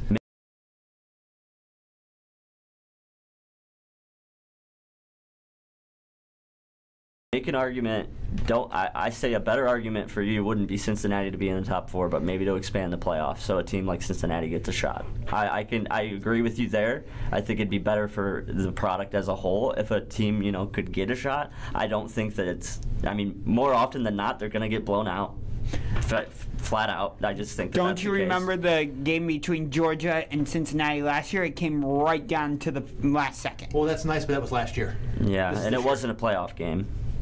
It was a bowl game, though. Sure, New Year's Day. But doesn't matter. It's not the playoffs. It's not the same. Yeah, not the same. I think I'd like to see a couple more teams added to the playoff mix because I would like to see a team like Cincinnati, if they do go undefeated, I think they should have a shot. I mean, if you go undefeated, you win everybody, you beat everybody on your schedule, you should have a shot. Right. I'm not saying that even if Cincinnati gets in, I'm not saying they would win a game. Right. I put a one loss. Every team below them, though, Oklahoma, Bama, Ohio State, Penn State, Michigan, Oregon, all of those with 1 or 2 losses, I put ahead of Cincinnati undefeated. A 2-loss team? No. Yeah. 2-loss Alabama gets in over Cincinnati. 100%. Undefeated 100%. Cincinnati. Yeah. 2-loss Alabama gets in. Yep. College football playoff has not put in a 2-loss team yet. I don't think they would do it. They would if it's Alabama. If it's Bama, If it's Bama, they will. Right. I don't think so. I'd almost have to agree with it. If it's Bama, they will. Because why? They It's bend over Alabama. backwards for Bama. Yeah, let's deservedly so. Let's look Yeah, here. deservedly so. They're making so much far. money for the NCAA. Alabama lost to, who did they lose to? Texas A&M. And Texas A&M's ranked what? 20. Nowhere. They were ranked nothing. They're They were unranked. Oh, they were unranked. Unranked. They when only beat dropped. Bama. They only dropped to 5. What was Ohio State when we lost to Oregon? Yeah. Okay. And you dropped a lot. we dropped out of a the top lot. 10. Yeah. We dropped like 7 momentarily spots. out of the top 10. Yeah. Yeah, we're back to 6 now, but we had to scratch and claw our way all the way back to 6. Right. That's the difference. The difference. Between, Yeah. Even a team like Ohio State, which is still a premier program, Right. that lost to a ranked Oregon team, Mm-hmm. dropped out of the top 10. Alabama lost to an unranked Texas A&M. Is that who they played? Right. Yeah. Only a 5. Yeah. It's pretty evident how the committee feels about Alabama. Yeah. And they 2 feel loss that they're- Alabama gets in over undefeated Cincinnati. Yeah. Now that you say it like that, I kind of see where you're going. Yeah. Not all the way. I'm not all the way there, but I understand it. I'll go there. Yeah. Because ultimately, it's about dollars. It's about eyes. 100%. Cincinnati doesn't draw in dollars. Doesn't draw in eyes. No. You're getting the surrounding area of Cincinnati if you put them in. If you put in Ohio State, you get the entire state of Ohio, and they're expanded alumni all across the country. Fair. One of the largest alumni bases in the world. So. Yeah, that's valid. Yeah. Okay, so that's what they're looking at. They're looking at dollars. Yeah. They're looking at how they can get advertising dollars. They're not going to sell advertising to anyone if Cincinnati's in there. Right. Because you know what's going to happen if Cincinnati plays, let's say Cincinnati played Alabama. Let's say that's what the... Oh, the Alabama would roll. But here's the deal. That those second half advertising dollars, winning that game. Nobody is going to want to pay for that because everyone's going to turn the game off at halftime. Cincinnati's it's a gonna make waste an upset. It's a waste of money for an advertiser because Yeah. everyone's going to be like, "This game's over. I'm done." Yep. And turn it off, and they're going to turn something else on. It's going to be bad football. I think Cincinnati could pull an upset. No. Okay, I'm trying to advocate for Cincinnati, but even I can't say that. I don't know. I root for the underdogs, man. That's fine, but that doesn't mean they deserve to be in the college football playoff, a billion-dollar organization. You know, like it doesn't matter. Trust me, I'm not saying Cincinnati's fine. They're cute. Okay. What? It's a feel-good story. It is. Trust me, I'm not saying zero chance they make it in. I'm not saying the Bearcats should be 1 or 2. I'm just saying 4. That's it. I think it's safe to say Cincy will never win a natty. Oh no! There we go. Oh my God! I had to squeeze one more in before James left. That was wonderful. That was a fantastic one right there. That was really good. I'll give you credit. All right. Claw their way to a championship. Oh my God. Oh, Good Lord. good riddance. Anywho, I hope they do well. God bless them. It's great for the sport if they do, and they do pull off an upset. But honestly, I just think that they'd get blown out by any of those other teams. Sure, but I just think it would be nice to get a non-Power 5 team in. Yeah, and somebody else other than Alabama, Georgia, Ohio State, Oklahoma. I want somebody new. Right, as a fan, I get it. But again, this is me bringing my fandom into right. it. It's a hard, business. At the end of the day, it's a business. It's hard for me to separate the two. Mm-hmm. I will admit that. We're getting up against it, but I'm going to ask you one thing. Put yourself in the shoes of the College Football Playoff Committee. Okay. And you have to get as much revenue in selling advertisements. Mm-hmm. Who do you want in? Cincinnati. You do not want Cincinnati in. Okay, let's be honest here. You don't want an Iowa in. Right now, you're rooting for Iowa to lose. Yeah. Okay, if you're the College Football Playoff Committee. Benefits. A team like Michigan benefits from this a lot. With our big, huge alumni base. I hate to say it, but you're right. Yeah, you're right. We absolutely would be a team that they would want in. What? Tri-C. Tri-C. Good old Tri-C. Oh, come on, Kent State. Let's get them in. Akron, yay! UMass. What'd you say? UMass. Oh my They God. just lost. They just ended their 16 game losing streak, I think it was. But I don't know what it was. But just think about it that way. They want to get the most money in. Iowa and Cincinnati does not help their cause. Right. They lose money if either one of those teams get in. But with that, it's commercial time. When we come back, I will be gone. But enjoy the rest of the show, gentlemen. Stick around, guys. Combat Sports. Would you trade $10 to get almost $10,000 in gift cards redeemable at hundreds of places around town? Of course you would. And how incredible would it be if a portion of that $10 was used to support some amazing nonprofits? Nonprofits like Awakening Angels, Beautiful Faces, Easter Seals. These nonprofits and more. You get to save money and nurture your community. Join us today at UniteThisCity.com and embrace what makes our community different. Nurse, I need you to apply pressure to the head wound until I can get to it. I'm concerned she's lost too much blood. You in the corner, who are you? You're not supposed to be here. She's my girlfriend, Doctor. You need to wait out in the waiting room. Please, Doctor, I want to stay with her. Look, she's been badly injured. So if you want to do what's best for her, you need to let us do our work. Please, Doctor, she has to be okay. I didn't mean to do this. I love her. Wait a second. You were the driver? Yes, but I didn't mean to. I swear, we went to dinner. I was just buzzed. I only had a few drinks. Just buzzed? Why didn't you tell us that? In that case, your girlfriend is fine. Hey, sweetie. I feel great. You want to get out of here? I can't believe this. Really, Doctor? She's really okay? What, are you kidding? No, not really. Nurse, get me a suture kit. Stat. Buzzed driving. Maybe we should stop acting like it's no big deal. Buzzed driving is drunk driving. A public service announcement brought to you by the U.S. Department of Transportation, the Ad Council, and this station. Today in school, I learned a lot. In chemistry, I learned that no one likes me. In English, I learned that I'm disgusting. And in physics, I learned that I'm a loser. Today in school, I learned that I'm ugly and useless. Trash. And in gym, In biology, I learned that I'm pathetic I learned that I'm fat and a joke. and stupid. In history, Today I learned that I'm trash. Today in school, I learned that I have no friends. In biology, In English, I learned that I make people sick. And at lunch, I learned that I sit on my own because I smell. And in gym. In chemistry, I learned that no one likes In biology, I learned that I'm fat and stupid. In English, And in math, that I make people I sick. learned that I'm trash.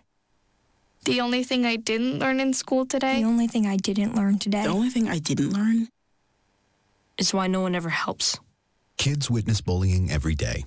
They want to help, but they don't know how. Teach them how to stop bullying and be more than a bystander at stopbullying.gov. A message from the Ad Council.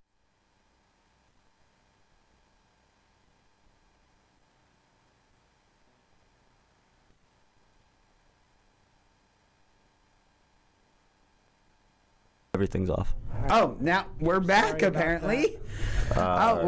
We are back early, a little ahead of schedule. Yeah, here. so... Want to take us back into commercial land? The thing is stuck right now. It's not responding, so we're going to have... We're going to roll with it. All right, then. Well, to anyone listening. UFC, Okay, now we boxing, back to commercial land. AEW, that can mean only one thing. It's time to discuss combat sports here on So What's the Catch on All Sports Cleveland. All right, now we're back. All right, now we got it. So, Tyson Fury against Deontay Wilder, round 3.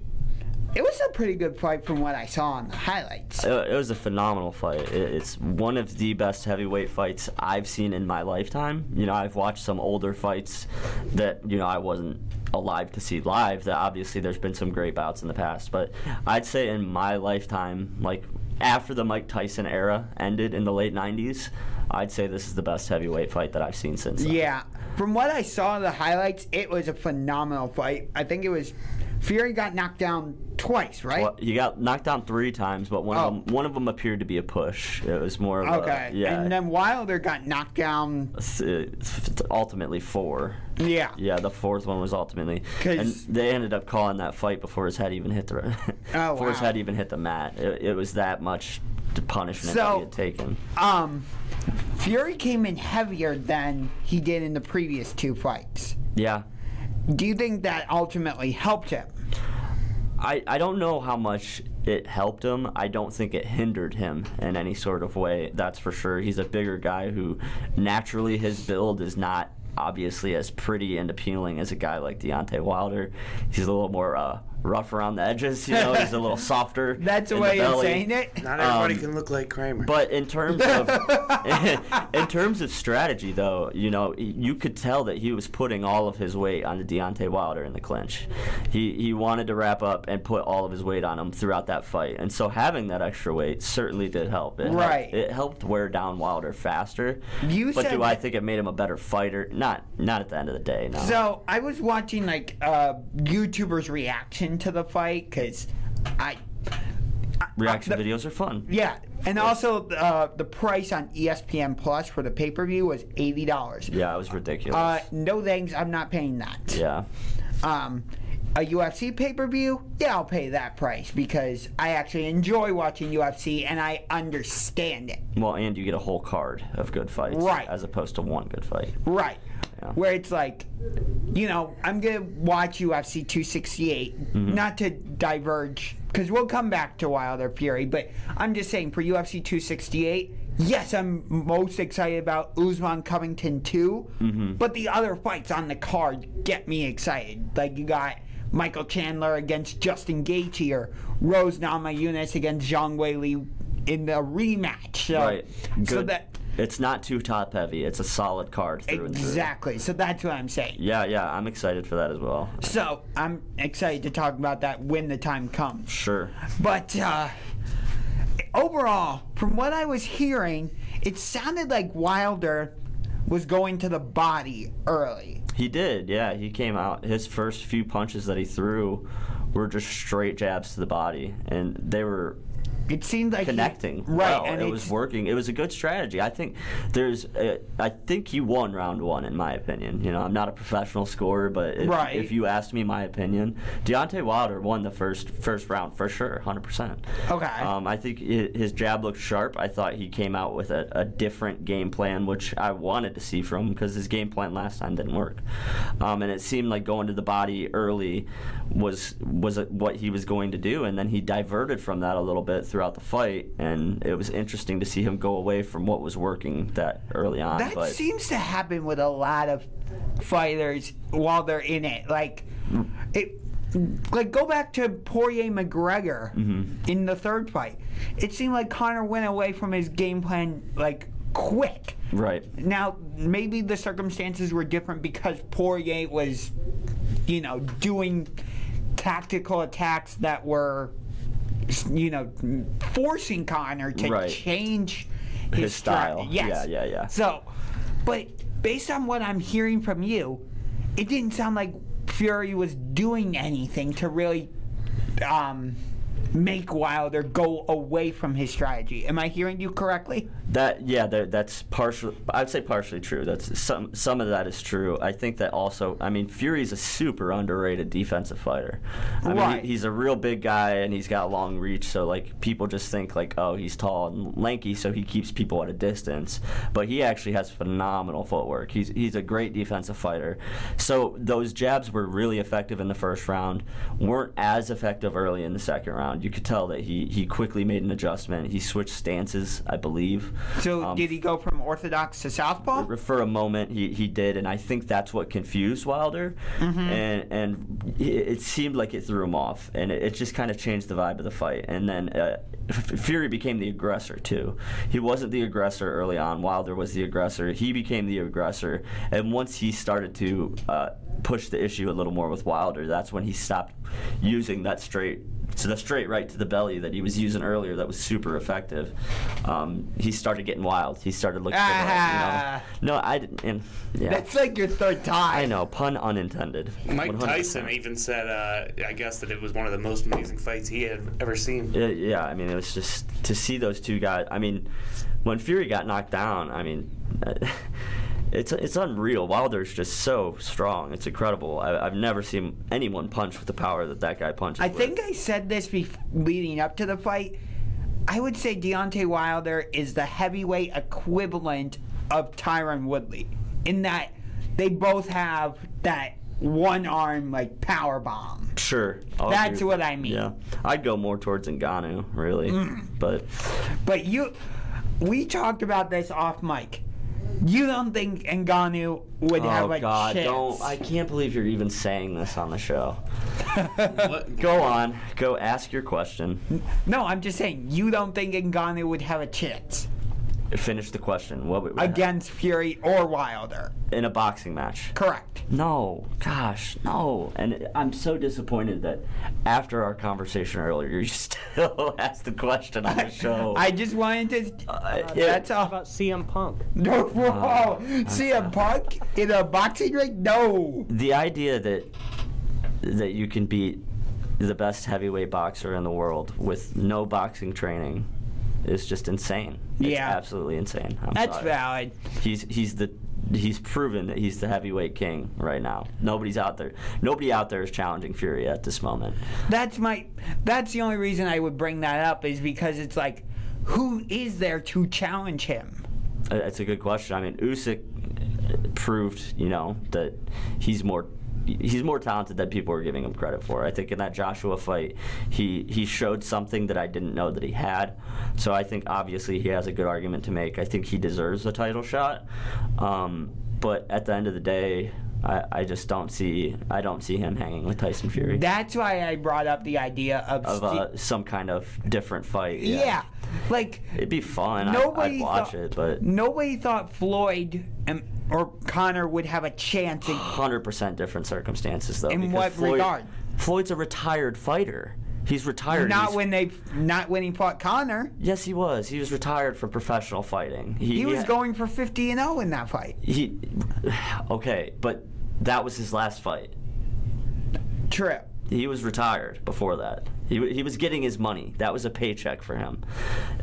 Tyson Fury is at the top of his game. Yeah. He just won the heavyweight championship. Yeah. It's 100% different. Yep. Against, and you're fighting a 44-year-old Floyd Mayweather who has all the money in the world and just got $100 million payday. Again, this is me going... Completely different. Again, I can't deny it. This is me going into, fantasy land. I love Stipe, man. I would love it for him to get that kind of payday, because if he did get that matchup, which I don't think he ever will, it'd be huge. I mean, he'd make more money than he made in his entire career in UFC. You don't even think he would last around, though? No, I don't. Not if Tyson Fury wanted to take it seriously.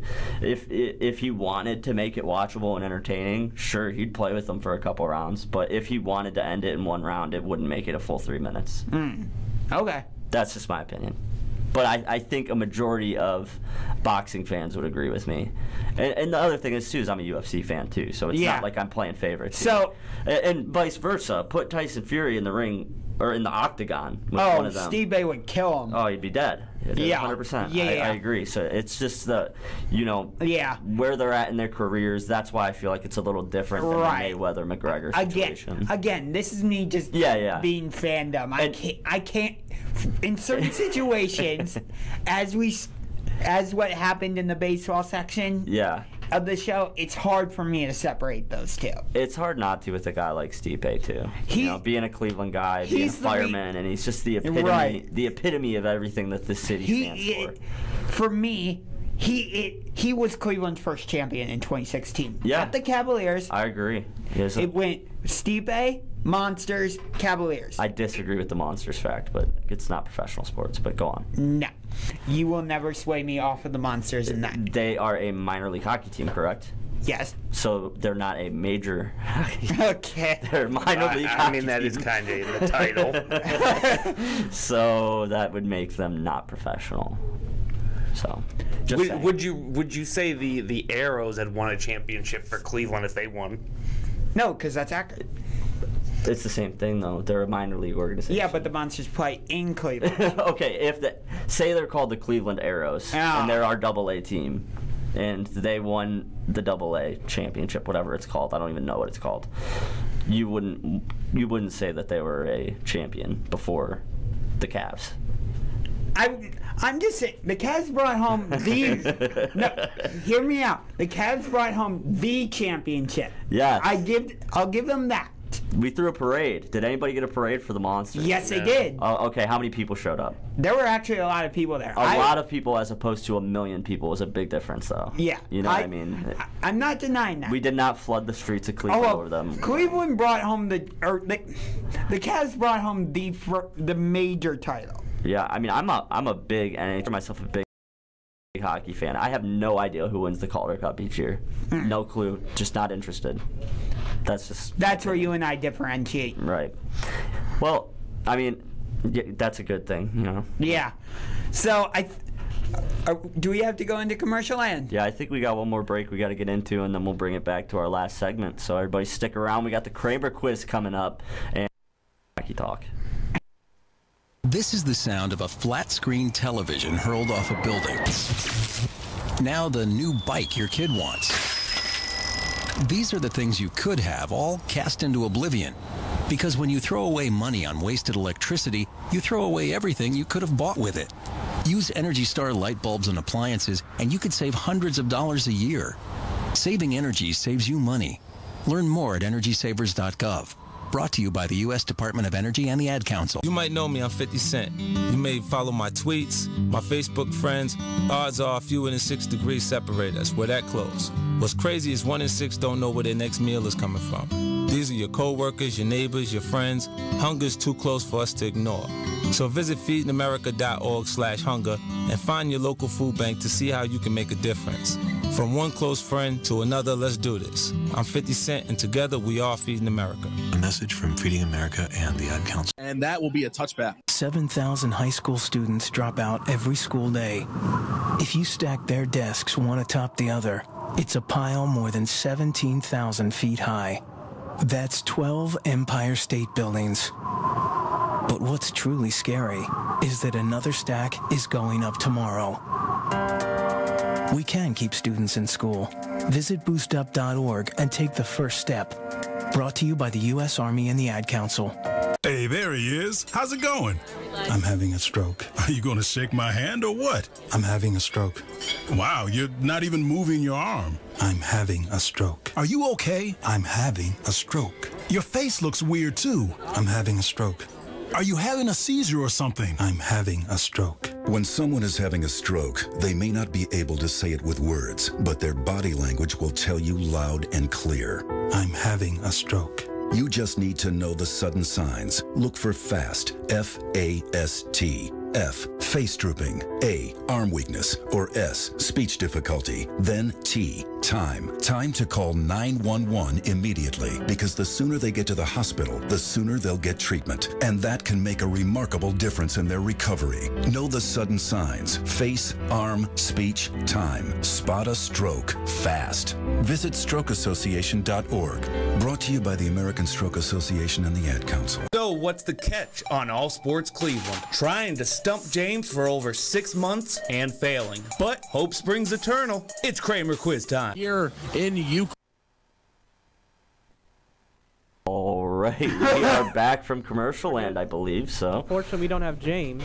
Let's give a quick salute to General Hockey. General Hockey. All right, we're going to talk just quick hockey talk coming back from the break.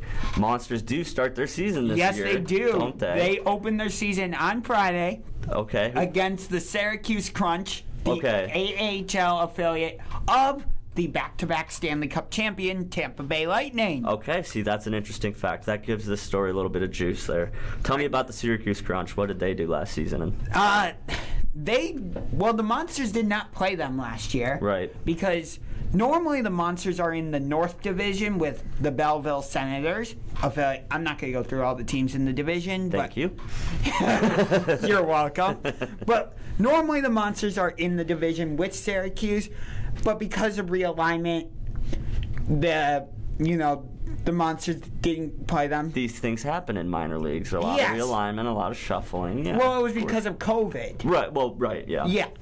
So they adjusted on the fly, a lot like the NHL did last season. Where we had completely different divisions and things like that. Exactly. Just like how the Penguins weren't in the Metropolitan Division. I follow you. So yes. Does that mean that the Syracuse Crunch are back in the Monsters division? Yes. Okay, cool. Yes. So this is it's kind of like a little rivalry. Yes. Okay, cool. And that's Friday night? Yes, and they play again Saturday night. Are those games televised? Unfortunately, they're not. Okay, I didn't know if maybe like Fox Sports. Occasionally, they will televise a Monsters game, but not consistently. No. Okay, I love going. I went to the Monsters game when they did they turned the ice pink. for breast cancer awareness. That was so cool. I don't know why. Maybe it was just because I took plenty of vitamins that day, or what it may have been, but I just thought that was the coolest thing. I don't know. I had a really good time seeing the Monsters. I don't want you to get the vibe that I hate the Monsters. I don't. I just don't think that they're a professional team. Okay, I get it. I get it. But for me, what I was trying to say in the last segment was because the Monsters, because we don't have an NHL team, and the Monsters are... They're our de facto hockey. Since they are our de facto hockey team, for me, it counted at just I wish you would have started with that point. Yeah. Because that's a very good point. That's a very good point. That puts it in perspective. Personally, for me, it's also because I was at Game 4 when we actually won the Cup. Sure. So it means a little bit more to me. Yeah, of course. For me, so that's why I'm saying it counts as a professional. I got you. Professional title. Yeah, I mean, I'm a Pittsburgh Penguins fan, and I got to be honest, that's because Cleveland doesn't have a professional hockey team. Yeah. It's all about proximity. It was when I was young, the closest NHL team to go see was the Penguins. I saw Mario Lemieux and Jaromir Jagr, and I fell in love. I would love. And I'm a diehard Penguins fan. Yeah. You know, because we don't have a team. So in the early '70s, Cleveland had a team. The Barons. We did, the Barons, yeah. But. For 1 year. But they went, I think it was they went bankrupt, right? Yeah, it was something along, it was a financial thing. They couldn't. They merged with the Minnesota North Stars and became the Dallas Stars, and then the Gund family created the San Jose Sharks. Yeah, a lot of people don't know that Cleveland had a professional hockey team. But real quick, let's get into, I mentioned the Penguins. Yes. They opened the NHL season on ESPN. ESPN is the new NHL affiliate for this year. As well as TNT. Right. TNT is carrying 2 games tonight. It is the Rangers against the Capitals, and then it is the Blackhawks against the Colorado Avalanche. Right. Well, last night we kicked it off on ESPN. Correct. We had the Penguins and Lightning game 1. Let me ask you this, Josh. Do you think that the ring ceremony, the emotion of them having the cup and for a second time, do you think that they may have just emotionally been not into this game as much, or what do you think it was? Because the Tampa Bay Lightning did not look like the defending Stanley Cup champions. I think this game was more about the Penguins. It was, and it shouldn't have been because we were without our 3 best players. Right, we were without Crosby. No Crosby, no Malkin, no Gensel. I don't know about who's your favorite player on the Penguins? Sidney Crosby is hockey Jesus, so of course he's my favorite. I like Sidney Crosby. Don't get me wrong, but there's just something about Jake Gensel that I love. It's Pittsburgh, Pennsylvania. I get it. I'm a huge Gensel fan. If I don't have any NHL jerseys. I only have a Monsters jersey. But I want my first NHL jersey to be the black Penguins jersey with the traditional logo, and have it say, what number is he? I think he's 71. Gensel? Yeah. Yeah. No, that's Malkin. Malkin's 71. What number? Gensel's like 57 or something weird. Yeah. Then I want it simple. Yeah. I want it to be a Jake Gensel jersey. Okay, that's fair. So the Penguins won the game 6-2. Another bizarre thing was the coach of the Tampa Bay Lightning choosing to pull their goalie with 6 minutes left in the game. Have you ever seen that before? Not in my lifetime, no. I know that it's happened. I mean, I'm sure that there's video out there happening, but never during a game that I'm watching. Certainly not when it's the defending Stanley Cup champions at home. Back to back at home against a team that's without their 3 best players. Right. It wasn't a good look. I was real confused by the move. I did not get it. Yeah, but anyway, we're enough talk about hockey. We don't want to lose all of our viewers. Let's get to the Kramer quiz. Let's do the Kramer quiz. Kramer quiz with no James this week. We all have a chance now. All right. And my pen was Grand Theft Auto'd this morning, so I can't keep score either. Oh, that's right. You're without a pen. So I'm gonna need somebody just to I can do it on my phone. Just jot it down. I won't cheat. I mean, you're just counting 1, 2, 3, 4. Yeah, it's not that hard. Is it? All right. That's all right. We got a pen. We're back in action. Okay. Gosh. James. Jerk. Wait, no, there's no James. No James. Are you still with us, Jerk? Yeah, I'm still here. I haven't heard you for a minute. I'm listening. Brian. Yes. Wow, I'm Josh, Chirk, and who? Ryan. Okay, which team opened up the 2002 NFL season with a loss, setting an NFL record for the first team to lose 600 games? Tampa Bay. No. The Green Bay Packers? No. Chirk, you got a guess? 2002.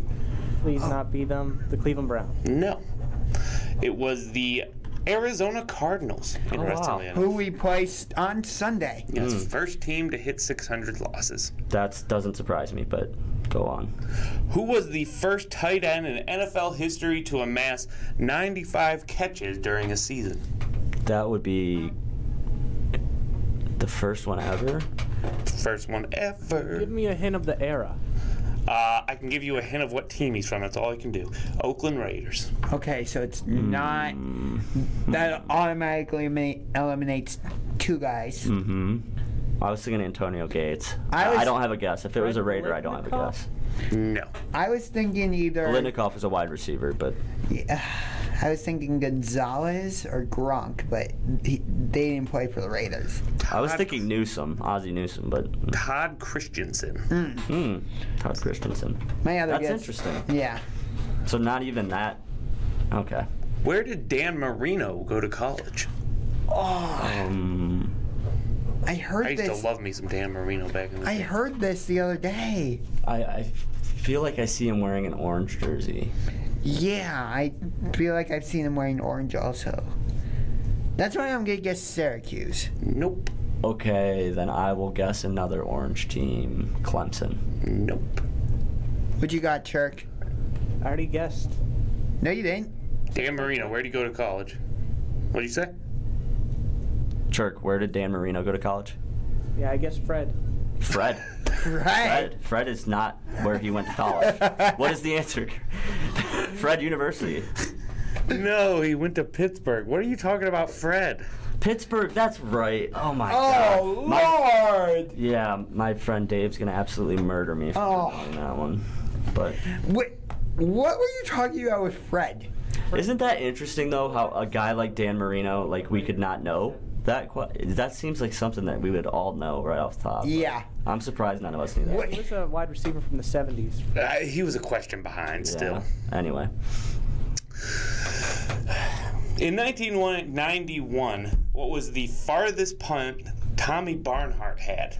In 91? Yeah, that's a random question. That's a tough one. His farthest punt. Yeah. I'll tell you what, get it within 5 and I'll give it to you. 91? No. No. I wasn't guessing. I was going to say, what? No, I wasn't guessing. Was it 70 yards? No, not even within 5. I was. Okay, I got you. His longest punt that year was 35 yards. No.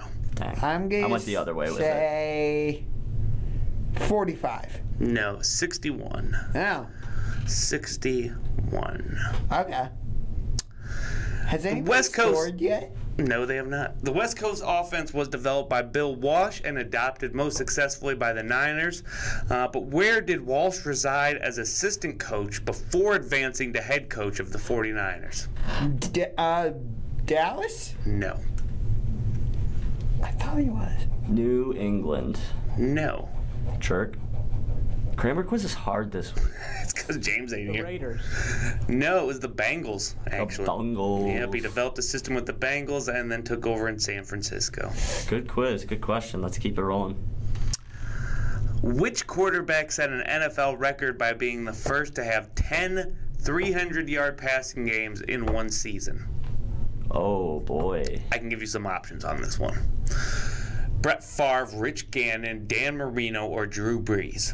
Ooh, I'm going to go with Rich Gannon. I remember you are correct. He had a 4,000-plus yard season for the Raiders when they played and that was the year. That was the year? Okay, cool. 2002 with the Raiders. All right. I think that puts me in the lead. And it does with a big old one. With a 1-0-0. Yeah, all right.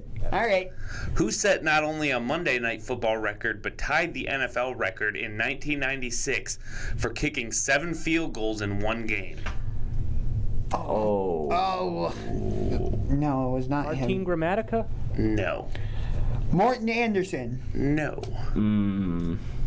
He was a Dallas Cowboy. Oh. Well then. I don't know. Chris Boniol? Boniol. We'll go with that. I'm not sure how to pronounce that. Yeah, sorry if you're listening, Chris. Bonial. Yeah. Interesting. Let's go to welcome to the NFL. Welcome. Which of the following teams did not get a very good welcome by winning only one game in their first season? Ooh, is it only one? You're looking for one answer or multiple? Well, I'm going to give you 4 options. Okay. Falcons, Packers, Giants, or Rams. Which team only won one game in their first season? Only won one game in their first season. And the options again were? Falcons, Packers, Giant, Rams. Is this Super Bowl era or pre-Super Bowl? Pre-Super Bowl. I'm going to say the Packers. Is not. Dang. I'm going to say the Rams. It is the Rams. Because they were in Cleveland at the time. That's right. That is right. Touche.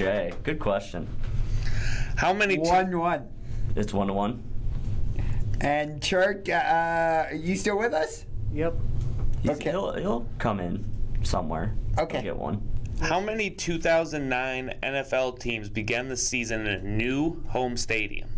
Dallas Cowboys. How many? Oh, all right. How many? 2. No. Did you have a guess, Chirk? 2. No. You just Dude, you just could have guessed any other number in the world. All right. So that just leaves me. I'm going to... That was awesome. That was fantastic. Moment of the show right there. It was. You're going to say funny. what? I'm going to go with 5. It's 1. Just 1. It was the Cowboys, too, wasn't Cowboys. it? That's why I was like, just say 1. I thought the Cardinals did for some reason. For some reason, I thought like the Giants opened the new season that year. Yeah, I was thinking the Cowboys and the Cardinals were the same year, but they weren't. In the 97 draft, 4 players from Florida State were selected in the first round of the draft. Of those 4, who was the 3rd player selected? Oh, God. In what year? 97. I didn't. That was the year I was born. So. I'll give you a little bit of a clue. It was a Florida State running back. Man. Kurt Enos. No. I'm going to just back out of this one. 97. Because that was the year I was born, so I went no. It was a Florida State running back who was drafted by the Tampa Bay Buccaneers. Warwick Dunn. Yes, but you already answered, so... Warwick Dunn. Warwick Dunn. That makes me the winner. And it is 4 o'clock, so Brian officially has won himself a round. Hey, Chirk, you get an assist on that. You get a half win. Chirk, you got any berserkers for us before we leave? Yes, the berserker of the week. I'm giving it to Ben Simmons for going back in that Philadelphia locker room. Oh, okay. All right, go back. We got the outro today. All right, on. Oh, new outro. Everybody stick around. You're going to want to hear this. And thank you for tuning in to another episode of So What's the Catch? Join us next week for more hot takes and very interesting conversation, to say the least. So yeah, follow us on our social media platforms. And yeah, go Brownies.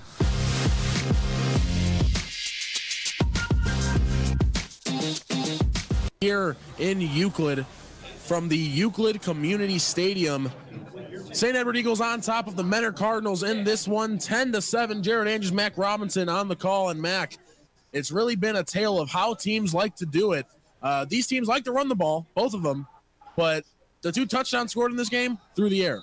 Yeah, and you've actually seen a little bit of more going on the ground so far this game. Obviously, you have 89 yards total going for Mentor, and then you have 110 on the other side. But like you mentioned, I mean, they were still able to get their touchdowns through the air. 6 completions for Ian Kemp, 69 yards and a touchdown. Nice. And meanwhile, you've got Garrett DeZuro as well as Connor O'Malley combining for 103 yards through the air. Obviously, getting the touchdown for DeZuro to Mackenzie Wainwright, who's really been targeted heavily as he's had 7 targets, 5 receptions. And remember, follow All Sports Cleveland on Twitter and Instagram right now at allsports_CLE for the latest news and notes from your favorite All Sports Cleveland talent and Cleveland sports news. And remember, that's on Twitter and Instagram at allsports_CLE. The Mentor Cardinals set to receive. They did defer in the first half, so they will have the ball to start. And a missed field goal from Connor McIntosh from 42 yards out with a chance to tie the game going into half. A little short, no good. And that's where we stand right now, Mac. 10-7. And both of these running backs really not having dominant games like we've seen from them in the past, but the quarterback's picking it up for them on the ground.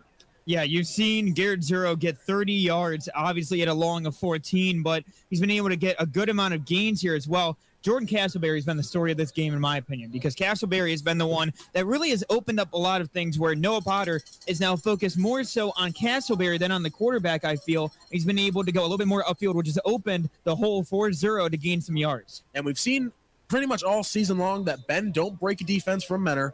They'll give up some yards, but they're not going to give up points. And right now they find themselves trailing 10-7.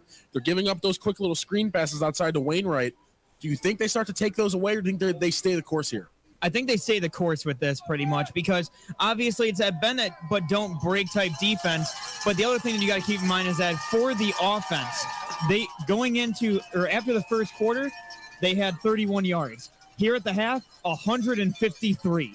They were able to get the offense going right, and now you're starting to see what Menor is able to do here on offense. If they're able to continue this, and mind you, it was 14-all going into half in week 1. Final score, 42-39. Yeah, and we've seen the top taken off so far in that second quarter for Menor.